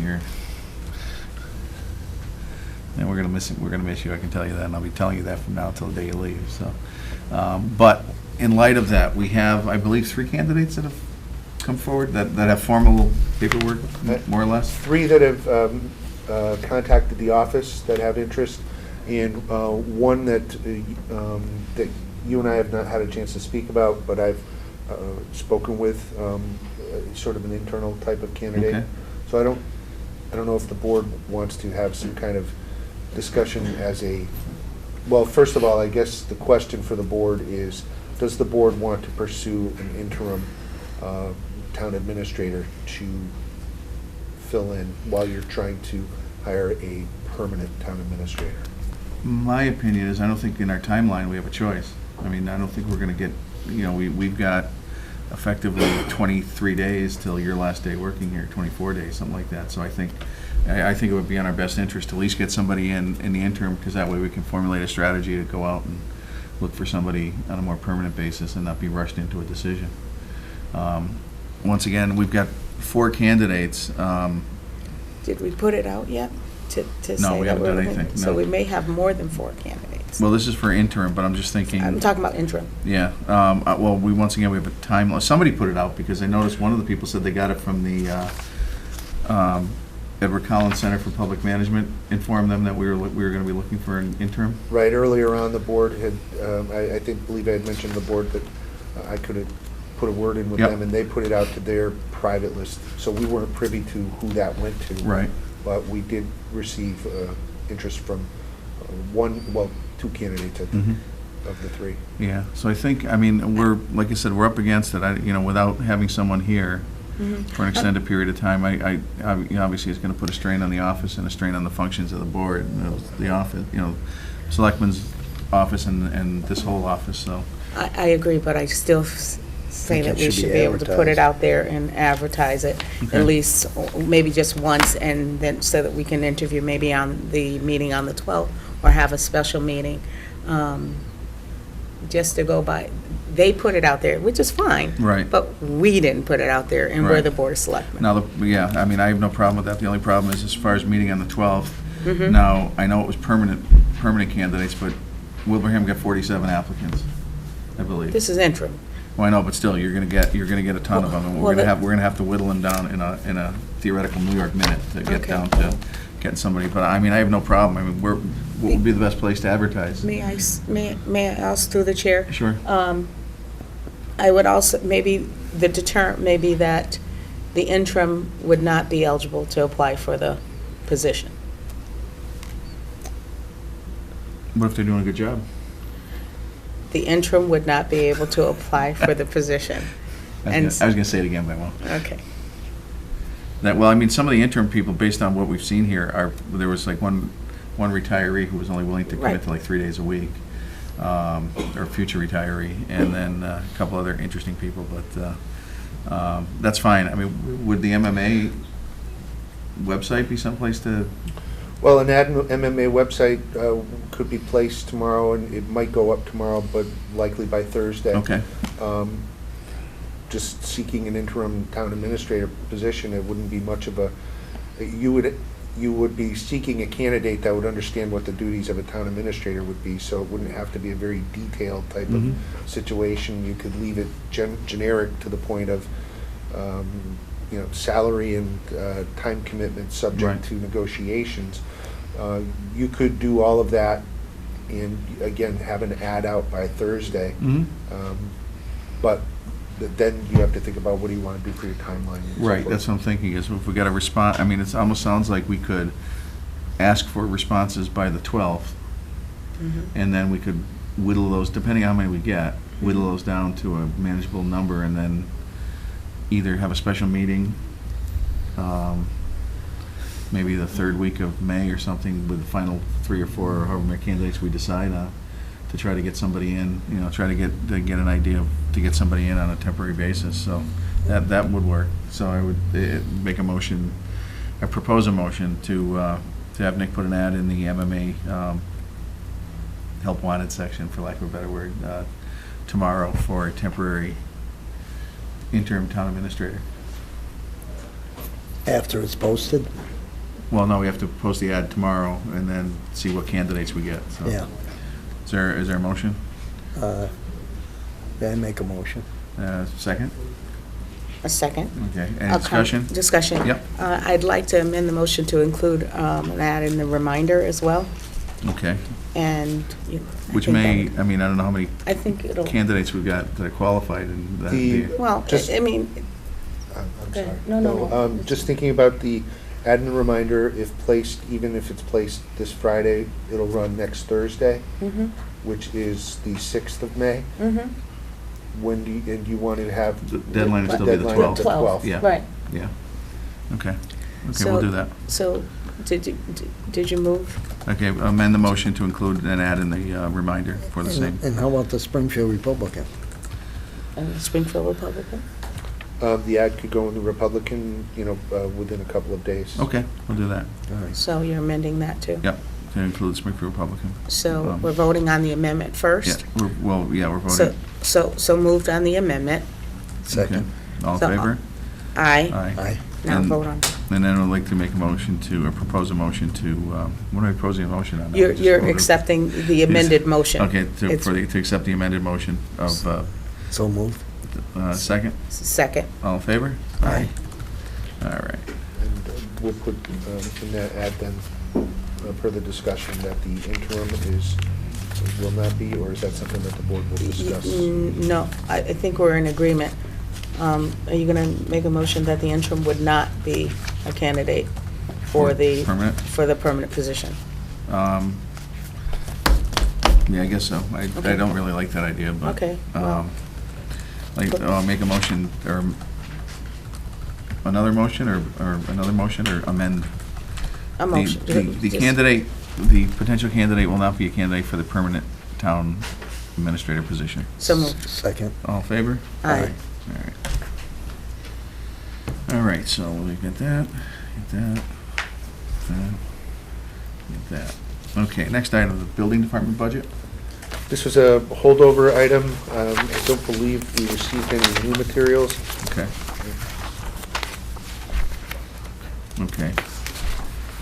I think the general question is, did the board want to consider any of the changes that the building commissioner discussed at the previous meeting?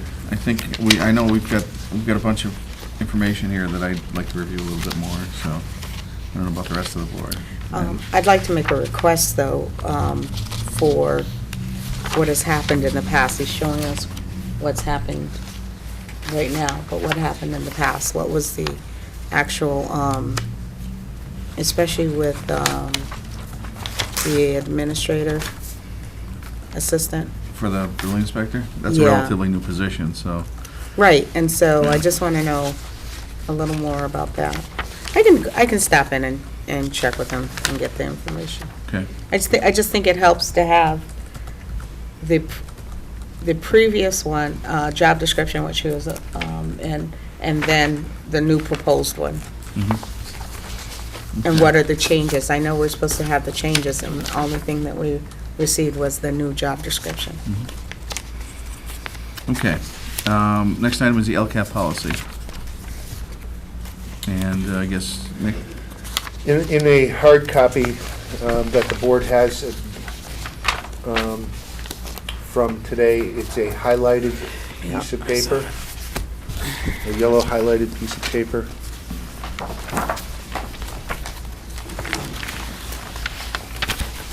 Yeah. Okay.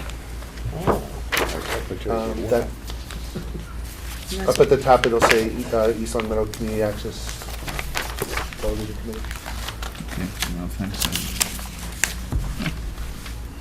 So Okay, I knew we was were gonna there, get rid of so, that. Yeah. I've got And one then here that just one. crossed out the.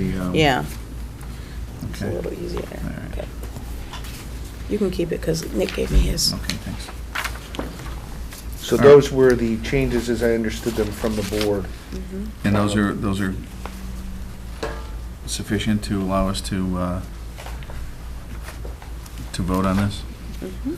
Okay, I'd like to propose a motion to accept the East Long Meadow Community Access Television Committee Function, Organization, and Policy Notice with corrections. So moved. Is there a second? Second. Any further discussion? Hearing none, all in favor? Aye. We get a notification from National Grid regarding treatment periods for operational plan for vegetation. And you want to just note that and maybe put it up on the town website? In case anybody's really interested. Did I say that out loud? Yeah, Anyway, you did. okay. All right, and then we've got a memo from the DPW regarding, there's a LaSalle Street proposed pole location for telephone pole, for pole by Verizon, and I guess they have to, That's from the hearing that we had. yeah, they looked at the tree, there's a tree there, and I guess they have to, there's have to be a support pole. Yeah, go ahead. You Mr. can Chairman, clarify just, that one. the board, the direction was to see whether or not the tree could be taken down if it was in effect a dead tree. And the answer that we had received was that they looked at it, but it's too soon to tell. Okay, So I just want to give the board an All right, update thanks. and bring it to another meeting. okay, so we have our tree viewer on that. Okay, next item is the Maya dividend check, it's $3,489 for, it's basically, what would it be called, an insurance rebate, more or less? Yes, Okay. dividend Yeah. for participation credits. Okay. And then, let's see, 2014 annual town report. Just want to report to the board that I received an electronic version of the web version that could be posted, and it's gone to print. Should have those within, I would say, about 10 to 14 days for Okay. some hard copies. But I will be ready to post that hopefully tomorrow. Okay. If not, soon thereafter. Great. And the next item, which, insurance for elected officials? Yeah. And you would have to leave. Oh, okay. Good, I'm thirsty.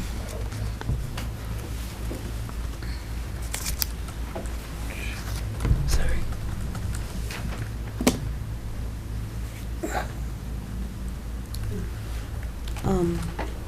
The reason that I asked for this to be placed on to the agenda to this evening is because I found out some additional information. I know I had really tried very hard to get to a point where the insurance was not a liability for the town. Unfortunately, it does, by going the route that I had proposed, what would happen is it could get caught up in legislation and be sent to a committee, which would leave our town liable for the insurance for elected officials. Right now, as Selectman Gorman has pointed out to me several times, we do not allow our part-time employees to have insurance. I did do some checking. My concern was having families, to get rid of it, and then having families without insurance. I did find out that the people who would, should we vote to eliminate this program for our elected officials, that those elected officials would be eligible for COBRA, which would be at 100%, which is what we're trying to do, and it would be for 18 months. So they would have that period to adjust and go ahead and have the continued coverage for their families. Also, what had me come to my decision also was listening to the Appropriations Committee, and it looks like there's maybe another increase in our taxes, and I just can't justify this expense. So at this point, I don't know if you have anything else you want to say at this point. I would I would make a motion that we eliminate the elected official insurance effective as of June 30th. I second it. Any discussion? Yes. I would just like to say, I'd like to thank you for doing your homework on it, Angela, because I don't think people in the town realize what it's costing them on their taxes for this. And people do have another way to get it. Yeah. And some people do have businesses where they offer insurance to their employees, but they don't have good enough insurance where they'll go on it themselves. So I'm saying, why should the taxpayer have to pay for them, because they don't want to get it for their own employees? Right. But I want to thank you for doing your homework on it. And our taxes are going up, and we've got to stop the, We gotta try to stop the stop the tax. bleeding. Yeah. So, is there anything else you want to say? No. Hearing no more conversation. All in favor? Aye. Aye. If I might Oh, yes. suggest to the board, the statute requires that the board can adopt rules and regulations dealing with the providing of health insurance under Chapter 32B.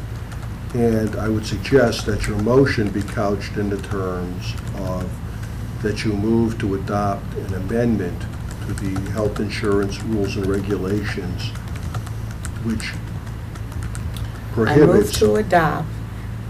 To make an part-time amendment. elected officials not working, required to work 20 hours or more on a regular basis for receiving health insurance under the town's health insurance plan issued pursuant to Chapter 32B. The same motion that's in the in the warrant? It's similar to what's in the warrant. Okay, so I'll move what he said. Second. Okay, is there any other conversation? And that's fine. As long as the motion was caught, I mean, it was a little bit confusing. And then the second question is, what about the first motion that was adopted? Okay, so. So, The first motion would be the intent of the board to alter the insurance, but the second motion is to implement that intent, which is to adopt the rules and regulations. The first, through the board then, Council, the first motion that the board made and passed was to eliminate the elected officials' insurance effective June 30th. Correct, that should be included. Would be So- the effective date would be June 30th of the regulation. I would just ask out of clarity if the motion could. Be rescinded, declined. If whatever needs to, so far, whatever was passed, just to make it clean, does that need to be rescinded? And then Yeah. could the motion be made once again, Council? I'm sorry to ask that, but I think it's a little bit confusing. I would also ask if possible, if you could maybe move up to the speaker so that we have that. I would appreciate it. So I'll make a motion to rescind the motion for ending the health care for elected officials beginning on June 30th for clarification. Second. Is there any discussion? Hearing none, all in favor? Aye. And the motion that should be made to follow through with the board's intent, I would suggest, would be something along the lines that the board moves to adopt or to amend the rules and regulations dealing with health insurance issued by the town to employees under General Laws, Chapter 32B, by eliminating part-time elected officials who are not required to work in excess of 20 hours, to work 20 hours or more in any given week as part of their elected duties, and that regulation become effective June 30th, 2015. So moved. Second? Also, there are other towns, just for discussion, there are other towns that have dropped this as well. Mhm. We're not by ourselves. It's No. it's a very expensive ticket item, and what changed me is what's best for the town. So, any other discussion? No. Hearing none, all in favor? Aye. Aye. Just note for the record that that regulation needs to be published in the reminder at least once prior to the June 30th enactment date in order for the regulation under the statute to be effective. Okay. I really hated that, but it's what's best for the town. Okay.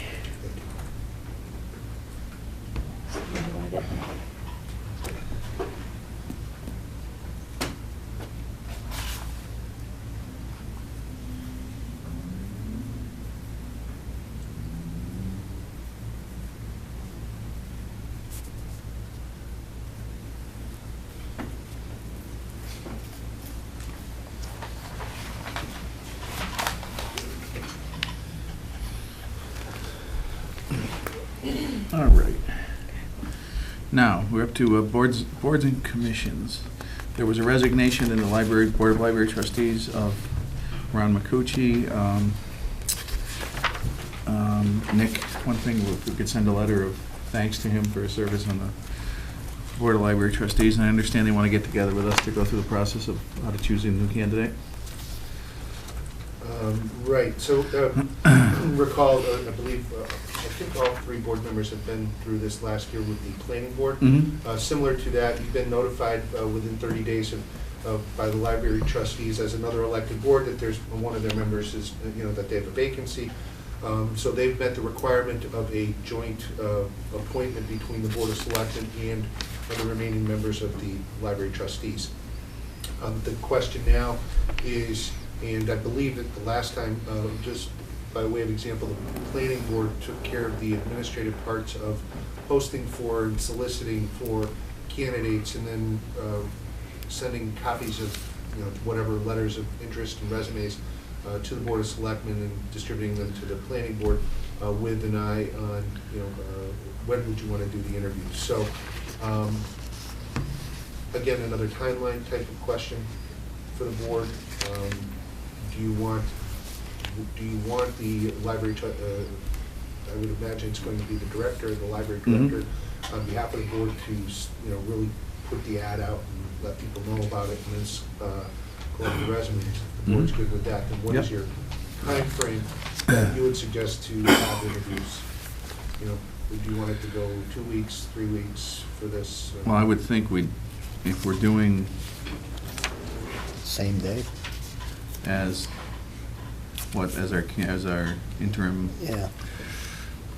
Well, this is going to be, they're basically going to whittle it down to a few candidates, and we're going to vote, I believe, right? All right. Well, it was easy with the planning board because it was an oversight which caused the problem in effect, so. Well, in that case, you had two candidates and two spots, so it Right. was a little bit different. In here, you have one spot. You don't know how much interest is going to be generated for the one position. I don't know if there's even somebody in mind. I mean, I'm thinking if we're going to get the information in on the interim town administrator position for the 12th, I'm thinking at the earliest the 26th for this. For the interview, because then again, it would be the Board of Library Trustees Right. coming in to have interviews with the board. Right, and that would give them time to publish and get any, hopefully, potential candidates, I would think. Right. So if the board's consensus then would be to have them conduct, get that word out and then have everything back for possible interviews on the 26th? Does that sound good to the board? Say that The again? 26th of May, 26? instead of loading up the 12th. Yeah, that'd be okay with me. Selectman Thorpe? Sure. Okay. All right. And then we have, from the East Long Meadow Cultural Council, they have a request for an appointment. They got a letter and brief resume from Joanne Aslan, who has expressed an interest in joining the Cultural Council, and the members of the council have met with Joanne and unanimously supported her request. I would like to make a motion based on that information to request a motion to nominate Joanne Asselin to the East Long Meadow Cultural Council. So moved. Is there a Second. second? Any further discussion? Hearing none, all in favor? Aye. And then we note that the resignation of Tom Kennedy from the Recreation Commission. Yeah, that's a shot. Yeah, and once again, Nick, if we could send him a letter of thanks for his service to the town, and also, I don't know who the liaison is is it for the rec department, is it you? Me, Want to get together with Colin and see how he wants to handle yeah. finding a replacement? Yeah. All right, that'd be great. The next item. We've had an inquiry from someone to be put on the Brown Property Committee, and in discussions with Nick, I realized we never formally formed a Brown Property Committee, so. Oh, they're meeting. I know they're meeting, so we should probably do something to that effect. I guess it Yeah. was a year ago that we hinted at it. I forgot I know we mentioned a couple of them, I forgot who the members were who've been meeting. It was just Ralph and Colin? Colin. Okay. I don't know if we should I think form. there may be one other Yeah. person. I don't know if we should get the names before we formally vote on, since they've already been meeting. I don't see, Making that a committee? if there's an opening, why not? Okay. So I guess the first thing we'd have to do is formally vote to form the committee and have the original 2 or 3 members, because we never did that. Mr. Chairman, if Yeah. I could just give a brief explanation. Sure. Because Mm-hmm. okay, so since the last meeting, I went back and listened to some of the tapes because the question had come up about, when was the committee formed? And Mhm. under what circumstances? So Yeah. it was during the meeting of February 4th of 2014 that the board had met with Mr. Page and Mr. Drury, and I believe Mr. Kingston and others, talking about the Brown property and what to do with it. Mm-hmm. What year was that, Nick? It was February February 2014. 4th of 2014. Mhm. And so the discussion went on about different ideas and so on. But then it came down to the point where a question had come up from either Mr. Page or Mr. Drury to the board saying, well, would the board want to assign a committee to come up with ideas and present them to the board Mhm. about this? And the way, it was a very, it was a very lighthearted conversation Mhm. actually for the topic. And it was suggested that Mr. Page and Mr. Drury, that the board was looking at the 2 co-chairs right there. And I don't remember that, but okay. Well, that In was, re- in yeah. re- in reviewing the Mhm. recording, that's what was said. It was, We said co-chairs? Is that the the word verbiage? co-chair was, yeah. Okay. The comment was, well, it looks like we're looking at the co-chairs right here. So it was sort of left a little bit open-ended, but the consensus of the board at that time, Mhm. and again, judging from the sound of the conversation, was, okay, they're gonna have a committee, they're gonna solicit people from the street adjacent to the property, and they're gonna start meeting, and they are charged with coming back to the board with ideas. However, the board never took an official vote, all of it. It was just all, I would make the suggestion to the chair then that we redirect and we look at this systematically and come up with a plan, a focus, and have this committee functioning correctly, because right now it sounds like mishmash. Well, they're functioning, they just haven't been formally appointed, I guess. Well, what's their charge then? I believe Nick just explained that, I heard him say that they would come to the board with suggestions. Yeah. Most of our boards have a goal, a mission statement of sorts, but they're in in the infancy stage. they're revolving, so. Then, I don't think they can come up with a then while final- they're revolving, I think that this candidate would be very well to. Oh, I agree, but To I'm- be in the mish of that. I have no problem with that, I'm just trying to Okay. get the thing formally organized, so. I think the first Well, thing, I think they may be able to do that. well, but we have to formally Colin. vote on it and appoint them. I'm waiting for you, Chair. Okay, I'd like to make a motion to formally appoint Ralph Page and Colin Drury to the with the Brown Property Committee that's been in existence for a year plus. So moved. Is there a second? Second. Any further discussion? Hearing none, all in favor? Aye. And I'd like to make propose a motion to approve Heather Cunningham to be added to this board. She's done a tremendous amount of work on this property, and I think she'd be a great addition to the board. So moved. Is there a second? Second. Any further discussion? I agree with what the chair has said. Thanks. All in favor? Aye. All right. Okay, we have a request from St. Michael's Knights of Columbus one-day liquor license, Friday, May 1st, 2015, from 5 to 7 at St. Mike's Community Center, 53 Summers Road, in conjunction with their pasta supper to benefit the East Long Meadow Scholarship Fund. Insurance on file. I'd like to propose a motion to approve this request for the one-day liquor license. So moved. Is there a second? Second. Any further discussion? Hearing none, all in favor? Aye. I'd like to make a request, I'd like to make a motion, to approve the request from the Rotary Club for the summer concert series for A, a temporary food service permit for the summer concerts June 24th through August 12th. B, approval of rain dates, concerts, and food service through August 20th, 2015. Food service application approved by Lois Lunowitz, temporary health agent, and the insurance is on file. So moved. Is there a second? Any further discussion? Hearing none, all in favor? Aye. Aye. Item 21, for consideration, there's a television program, City View. Nick, you want to handle this one? We can conference call it. Nick and I had a conference call, was it last week? Seems like so long ago. This group had approached the town. They're called City View. They do a what's the word I'm looking for, like a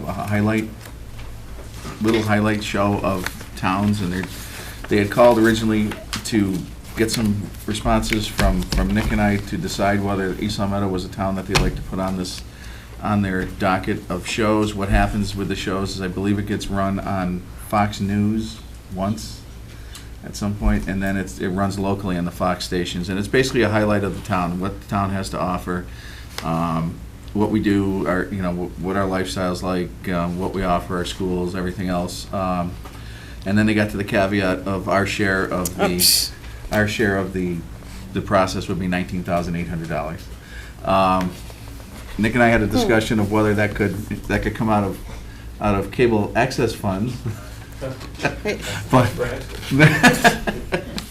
But it was interesting because that was sort of towards the end, and I equated it to those, when you get those things where it says you can be part of the who's who in American business, and then they charge you $45 for the book. So, but anyways, we wanted to bring it up. We didn't know if the board had any interest in any pursuit of this, because they sort of want to know, they don't want to quote unquote waste any time if we're not going to follow through on this.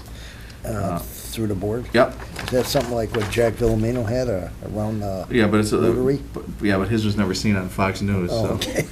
He may have been seen on Fox News, but not his show. So. But anyways, I digress. But this, as it says here, it'll air one time nationally on Fox and 19 times regionally on ABC and Fox. And one thing I talked to Nick about was, if we were going to a Chamber of Commerce and we wanted a little promotional tool, I think this would be perfect, but I don't know about spending the money. I'm going to definitely open this one up for discussion. Hearing none, I think we could probably tell them we're not interested. I would think. Don't have anything good to say. All right, there you go. All right, next item is the Maya renewal proposal.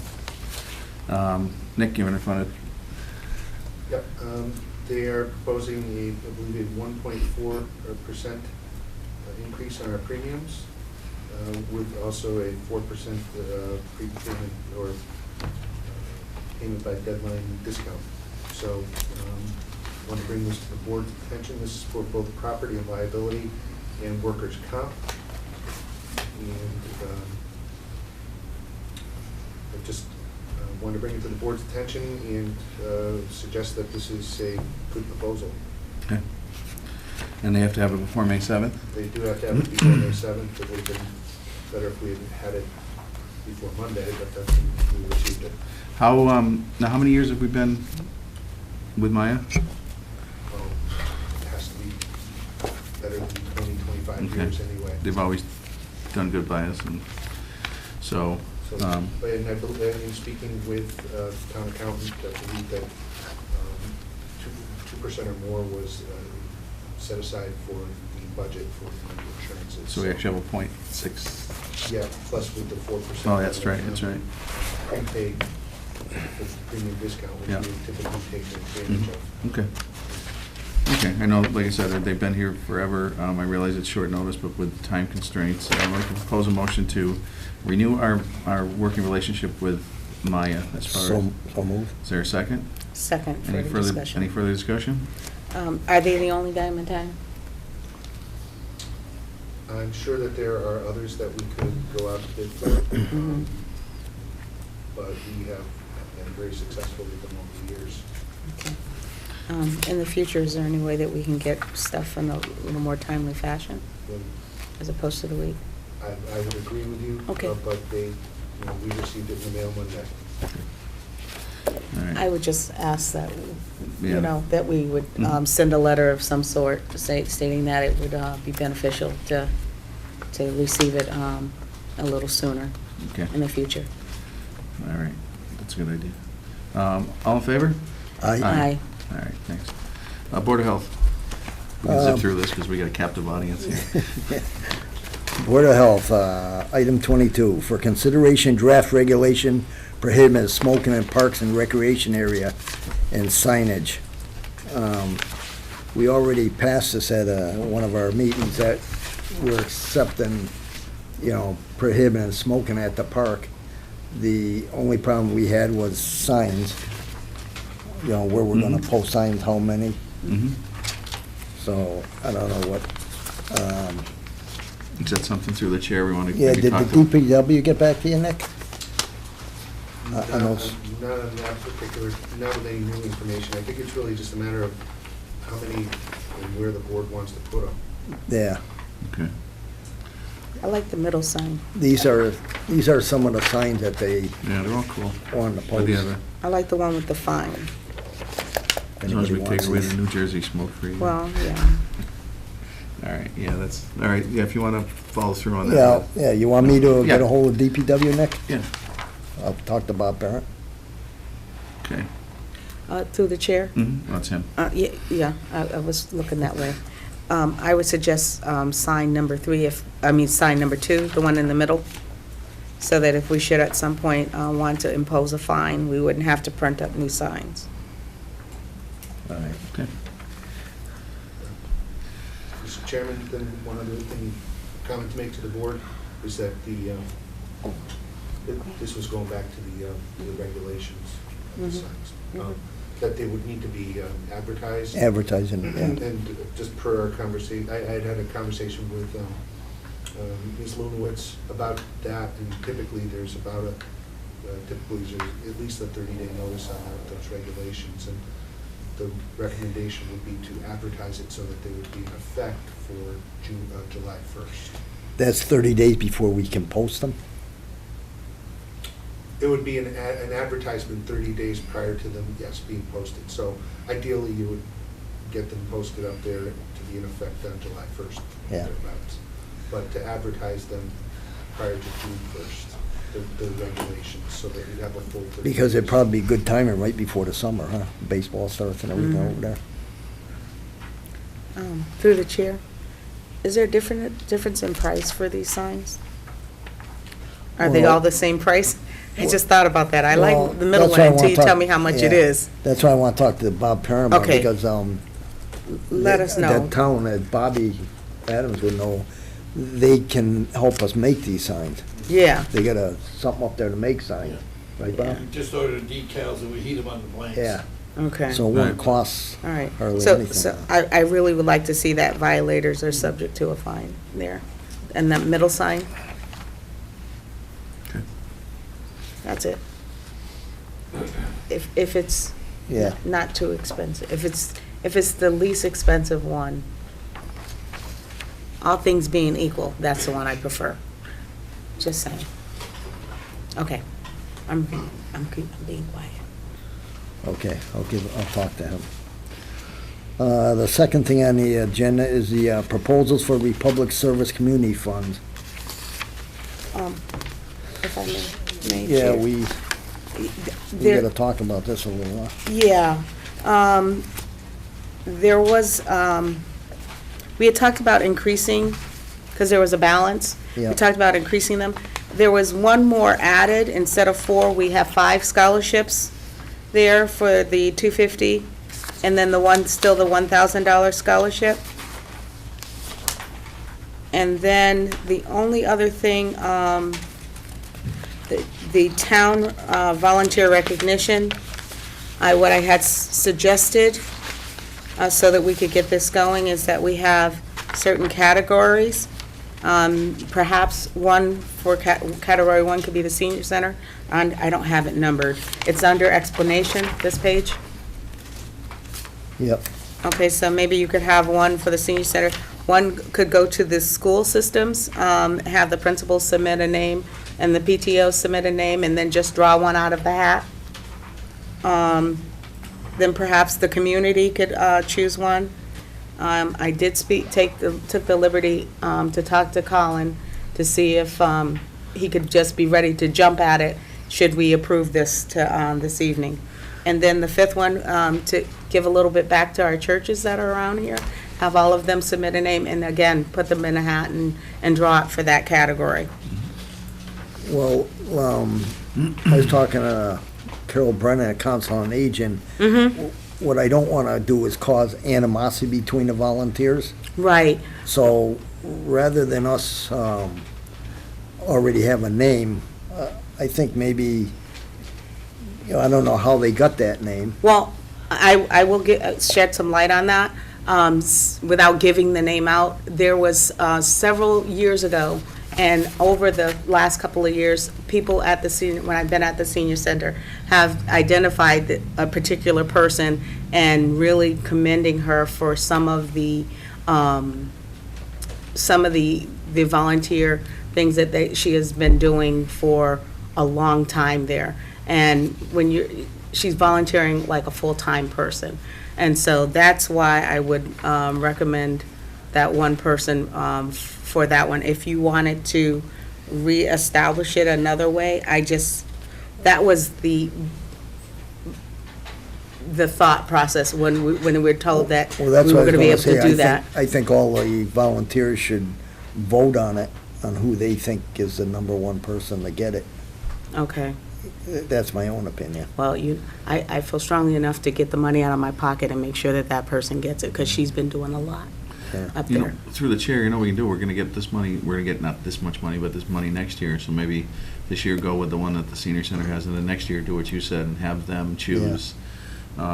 Choose a candidate from a group of then do it a different way. So Because when I say that, Angela, I don't want to cause dissension. Oh, absolutely, and with that's the volunteers, because I don't want that to mess up the people volunteering. exactly. I mean, they got a good rapport up there. I Okay, wanna keep so people. perhaps you could do 2 then. You've got enough wiggle room to add another one to the seniors center, one for them to choose and one selectman choice. Yeah, let me talk to them and see. All right, before we make any motion on this. Okay. It's just a reminder, this is a clock ticking. But I And so wasn't. then okay, Yeah, go ahead. I wasn't here the last couple of weeks, but did we? We didn't meet when you were here. Did yeah, do- we didn't meet. We didn't meet Well, when did you weren't we here. give money out, Nick, on this here? Yes, in the meantime, those were the funds for the state, for the 2 students to attend that mock senate, if you will. Boys and girls? Right. So that money was delivered. Because there was a time, and Yeah. we voted to time do frame, that. Yeah. All right, so I'll get back to you on that. Okay. Mosquito spraying. The East Long Meadow Board of Health announced today that aerial mosquito spraying will occur between Monday, May 4th and Tuesday, May 12th, 2015. This range of dates allows for the eventuality of inclement weather, which I guess you had a lot last week. I didn't get it. No, but- we're over there. The Board of Health had contacted with JBI Helicopter Service of Pembroke, New Hampshire, and those are the people we've been having all along, for the aerial application of, Stick with BTI. don't ask me how to pronounce that, BTI. Yeah.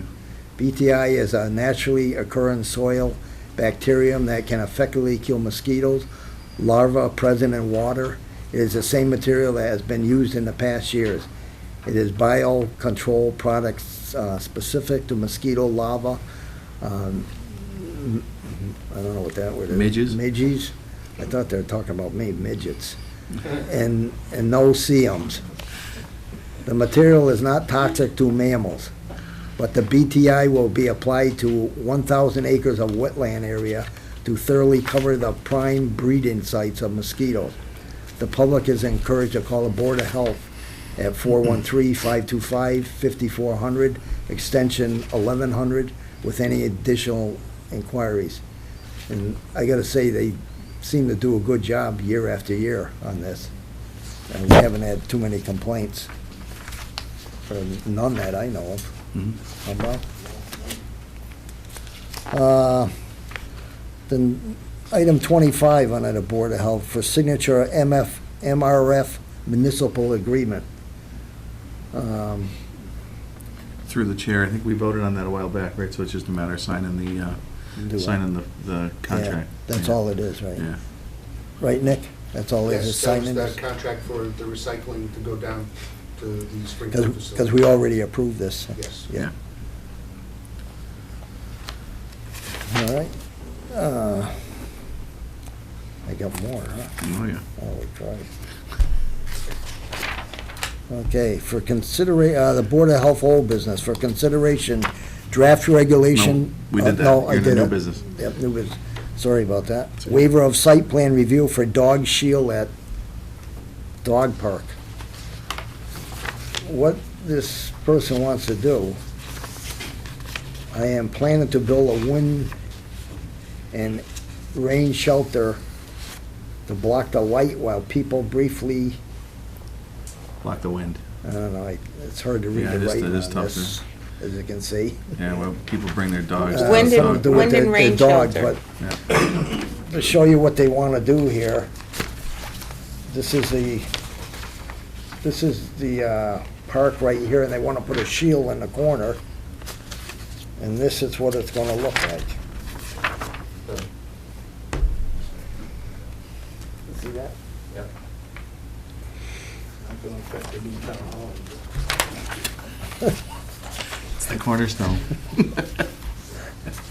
I don't know if we want to vote on this or not, but we have to vote on this or something. Mr. Chairman, just by way of explanation, those are some, the rough plans on that. What is really here for the Board of Health, Board of Health, Board of Selectmen is the owner of the property. You have a piece of paper here that would indicate Request as the for owner the- that you certify that no special permit has been issued for the property, which would be the case here, so that this request for a waiver of site plan review could then be submitted to the planning board by the applicant.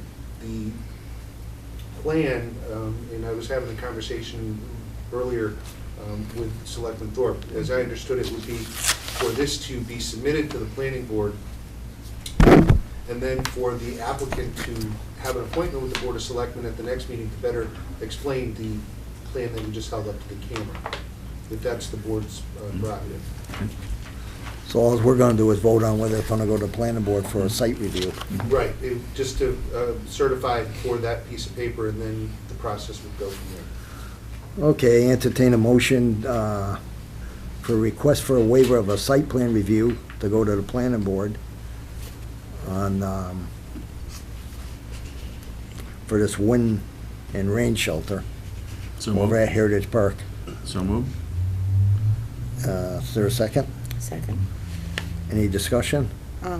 Just in case the planning board has already heard it, make sure that there's an understanding that we need them to come before the board to make a presentation. I spoke with the dog officer, and one of the things that he would like to make sure that happens is that that back wall is clear, so that no one is doing any illegal things in that corner Yeah, there. because of the location. Right, right. Right. I think those are the kind of things you can work out with a Yeah. nice young man. Okay. All in favor? Aye. Any opposed? Well, If I might suggest that as part of your forwarding this back to the planning board, you should probably request for the administrator to forward it on to the Board of Public Works, as this is park property and is really under their jurisdiction with respect to construction of new structures for their consideration and approval as well. Through the chair, does that have to be a formal request, or we just, through the chair, does that have to be a formal request? Like, do we have to vote on sending it to the DPW, or just send it to the DPW? No, I think you can send it to them. I mean, Okay. this structure is not going to get constructed Without the vote of Okay. the Board of Public Works to approve it. Or it gotta be approved by the planning board also. Yeah. Right, but the board that has the authority over whether even to go to the planning board is the Board of Public Works. So they're the ones that need to take the primary vote to say that they want to consider having this structure put on their property. Yes, no, And this may have already been done, but just to be. I'm not in favor of it. Well, we'll just have them send the copy of the plan to the DPW, so, you know, we already voted, so we'll just have them. Yeah. Okay, All right. so that's been approved. Yep. The next thing on our new business, 2015 Sustainable Material Recovery Program, SMRP Municipal Grant Application.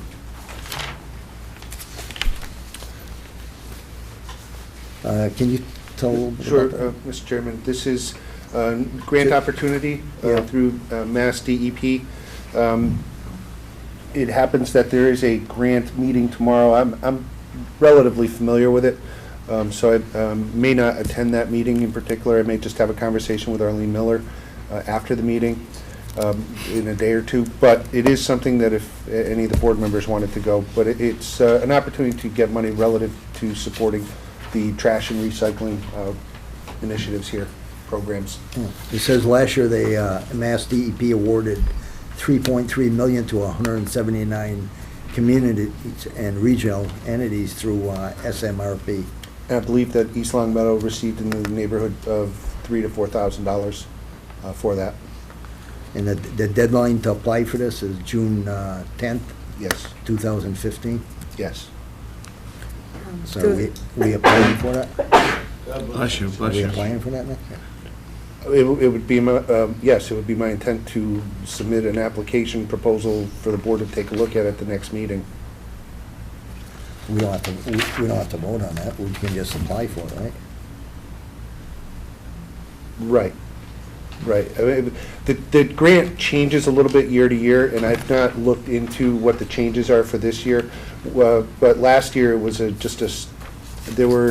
you went through a process of saying, do you do this activity, do you do that activity, do you collect this material, that material, and you were assigned points by what you did, and those points translated into dollars based on their scale. So, but the size of the community. I think that it's still similar this year, but I've not really gotten into that yet. Through Did- the chair. Where is that meeting?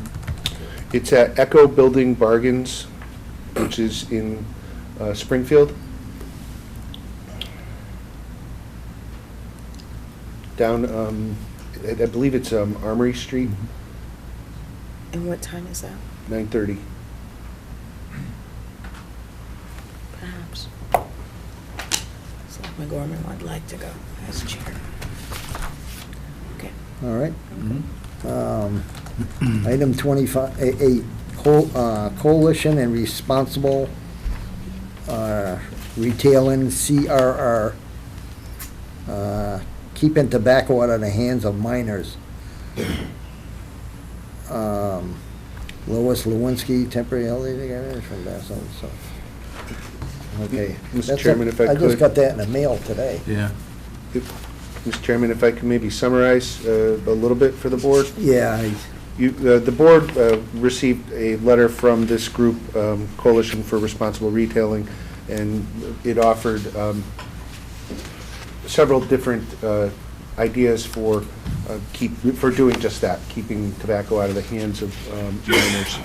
The health agent also received a copy of that and somewhat made comments, along with the Mass Health Officers Association, that it really needs closer scrutiny. It comes on as a really positive way to address it, although this other Mass Health Officers Association would have a differing view. So I put it here, and I think it's really for the board to take a look at and try and come up with its own ideas as to which way to go. Well, they're looking out, Nick, to, they want to reach out in next couple of weeks to schedule a time that they can come in and present this to us. Right, and I think that the board could do it on the board's timeline. I appreciate that they have their agenda, but I think with that other organization and your own health agent with opinions on the matter as presented, I think the board could maybe take a moment and review the materials and really have that conversation with the health agent, and then see a little bit better how to continue. That would be my suggestion to the board. Yeah, through the chair, if you read that letter from the Mass Health Officers Association, they sort of discount what the other people are saying. And they, I know. They don't, so I didn't get a chance really to read through them. Yeah, read through it, it's interesting. It's like two different views, so. Do you want to table this until we get more information, or? Sure. Angela? I would not be opposed to you finding out more information Yeah, because I just got this today. and bring it up for the next meeting. Like Paul was saying, one contradicts the other from what I read, you know? All Okay. right, thank you. Correspondence. We have correspondence from Columbia Gas. What a shock. They have a petition to the DPW for a 9.86% rate increase. Maybe they'll change your name like National Grid did to Eversource. Anyway. But anyways, that's our only correspondence. Do you mind doing meeting invitations and reminders before we get to town council? Good warning next time before you do that. Sorry. LCAT preview of annual town meeting will be on Thursday, April 30th at 6 p.m. at the LCAT studio located at 180 Maple Street. The Board of Selectmen will meet on Tuesday, May 12th at 6 p.m. in the Town Hall hearing room. Annual town meeting will be on Monday, May 18th, 2015, and that'll be at the East Long Meadow High School Auditorium located at 180 Maple Street. Be there at 7 p.m. Town offices are closed on Monday, May 25th, in observance of Memorial Day. Board of Selectmen meeting will also be on Tuesday, May 22nd, 2015 at 6 p.m. Town Hall hearing room. Thank you. And just to add to that, there will be a Board of Selectmen's meeting on Monday, May 18th at 6 p.m. before the annual town meeting. Through the board? Mhm. I forgot to mention one thing. I talked to the dog officer. We had 2 cases of rabies in East Long Meadow here, and they were due to skunks. Oh, really? So just to let the public know, if someone's, some animal's acting radical or crazy, contact the police department. Okay. You never want to see them during the day. You don't. Oh. Nocturnal animals, if they're out during the day, there's something wrong. So, One last thing. I know I'm not Marlon Perkins, but I know that about these animals. So. One last thing for announcements. Garden Club plant sale will be on May 9th, 2015, over at Heritage Park. All right. Beautify your yard. There you go. Thank you. Town council. The room is brimming with attorneys tonight. Good evening.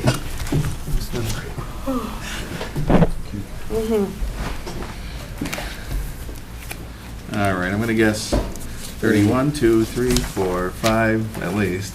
Well, I would suggest to you that items 31, 33, 34, 35, 30, probably that's it, would be executive session dealing with matters involving both union and non-union collective bargaining issues. Let's see if we can get through the other. So item 32. Item 32 is just a notice of a request for a regrade by an Okay. employee, and All the right. board can take whatever action it needs to, but there's no need for discussion of that at this point All in right. time. 36, the self-pay insurance policy. Yeah, I don't have anything in my packet, or I didn't have anything in my packet Okay. dealing with that, nor the Affordable Care Act. Okay, I think we went over the Affordable Care Act a few times in the last few meetings. The senior work-off abatement? That's the request by the assessors, and I believe supported by the Appropriations Committee, to increase the total number of hours that a person can earn from or up to 125 hours at the minimum wage. And there is an article in your warrant for the town meeting to authorize the board to increase that number, which is the requirement. The statute, the town meeting has to authorize the increase in the number, and the way it's worded is for the board. They're authorizing the board to increase the number.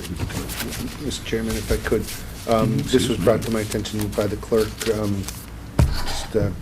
during the meeting, but the number in the warrant article says 100 hours. It's actually 80.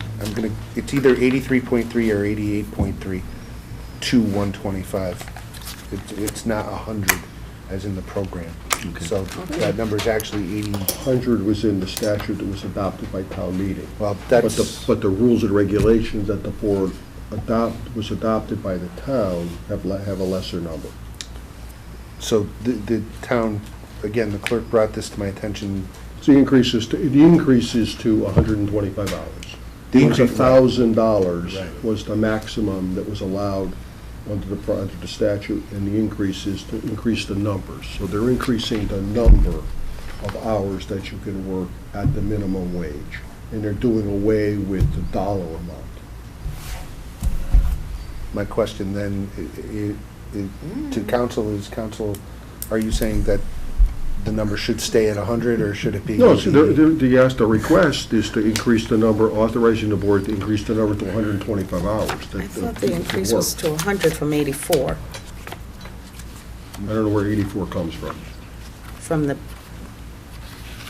chart they sent to us. But the chart is under the rules and regulations adopted by the town. That has nothing to do with the statute. Okay, all right. I understand that the statute goes up to 125 hours. It but I thought we authorizes, would- with town meeting authorizes it go to 125. correct? Right, so wouldn't it have to go to town meeting for it to be moved up to 125 hours? 125 hours, correct. Right, okay. So that's not where it is right now. Correct. Okay. So this is being handled at the town meeting? Yes. Okay. All right, thank you. The John Corporation, or Jan Corporation deviation? That was the affidavit you board requested at the last meeting, indicating that the person who's operating the facility is actually operating the facility as an employee of the license holder, and that's the affidavit that was submitted stating Okay. that. All right. And through your board, Yeah. we were all set with that last meeting with that, right? What's that? His explanation to us Yes. about running that, I mean, we were all set with that guy. Right. Yeah. But the issue of the affidavit was just to confirm what he was saying, that there was a record for the board to fall back on in the future if the issue came up And he as to did. how you determined that, or how it was made known to you that he was an employee of the current license holder, and the affidavit was to support that. Yeah. And they're working to change that at some point. They're working to transfer. They're working, that's neither here nor eventually there they're right going to now. come into you, according to what they're saying, is they're eventually going to come into you with a request to transfer the license to a new license holder, and they'll have a whole new manager and whole scheme, but right now it's under the scheme of, Right. Okay. And next item is the use of the Brown property, which I don't have anything about in my folder. well, this is, I believe this is the issue. The horses? Yes, it's dealing with the authorization that the board made at some point in time past, authorizing the Friends of the Brown property to utilize portions of the property for an equestrian arena. And Selectmen- Just exterior areas of the, just exterior areas, not the, Well, it's unclear. It's unclear from what the board voted. There was a very vague request that was made, not vague, but general request to use this in conjunction with the 4-H to operate this facility as an equestrian area. And part of the statement said that the Friends had contacted the Department of Public Works, and the Board of Public Works, or the department, was going to be installing some posts that had been there before when it was operated as a equestrian facility. And the board said, fine, go ahead and operate it as an equestrian facility.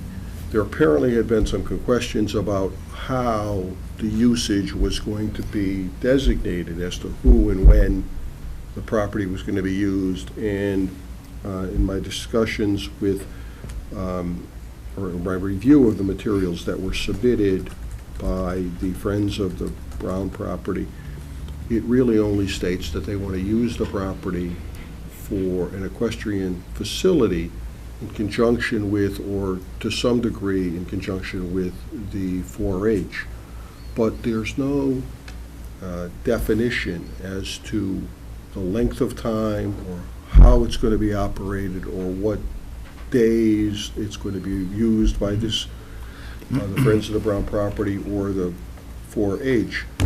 And in conjunction with what the board stated earlier, with respect to the committee to oversee the use of the Brown property, there is no, unlike when the board had previously agreed to the farming gardens, there was an oversight procedure that was established where the Friends were going to oversee this limited usage, but through the approval of the Board of Selectmen and/or the Planning Board with respect to the facility.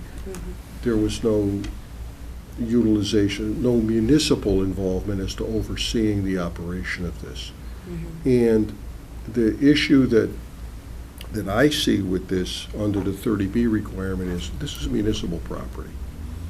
If the board or any entity that's in control of this property is going to allow a third party, a non-municipal entity, to use the property, then if it's on an extended, continual basis, it becomes a lease or a rental, which brings it under the provisions of Chapter 30B. If it's a limited usage, such as we do for our ball fields, where we say you want to have a ball game, they get a permit, they go use the permit for a day or two or whatever it is that they're going to use the fields, that's under a licensing provision, which, even though the property is owned by a municipality, is not subject to the formal requirements of 30B.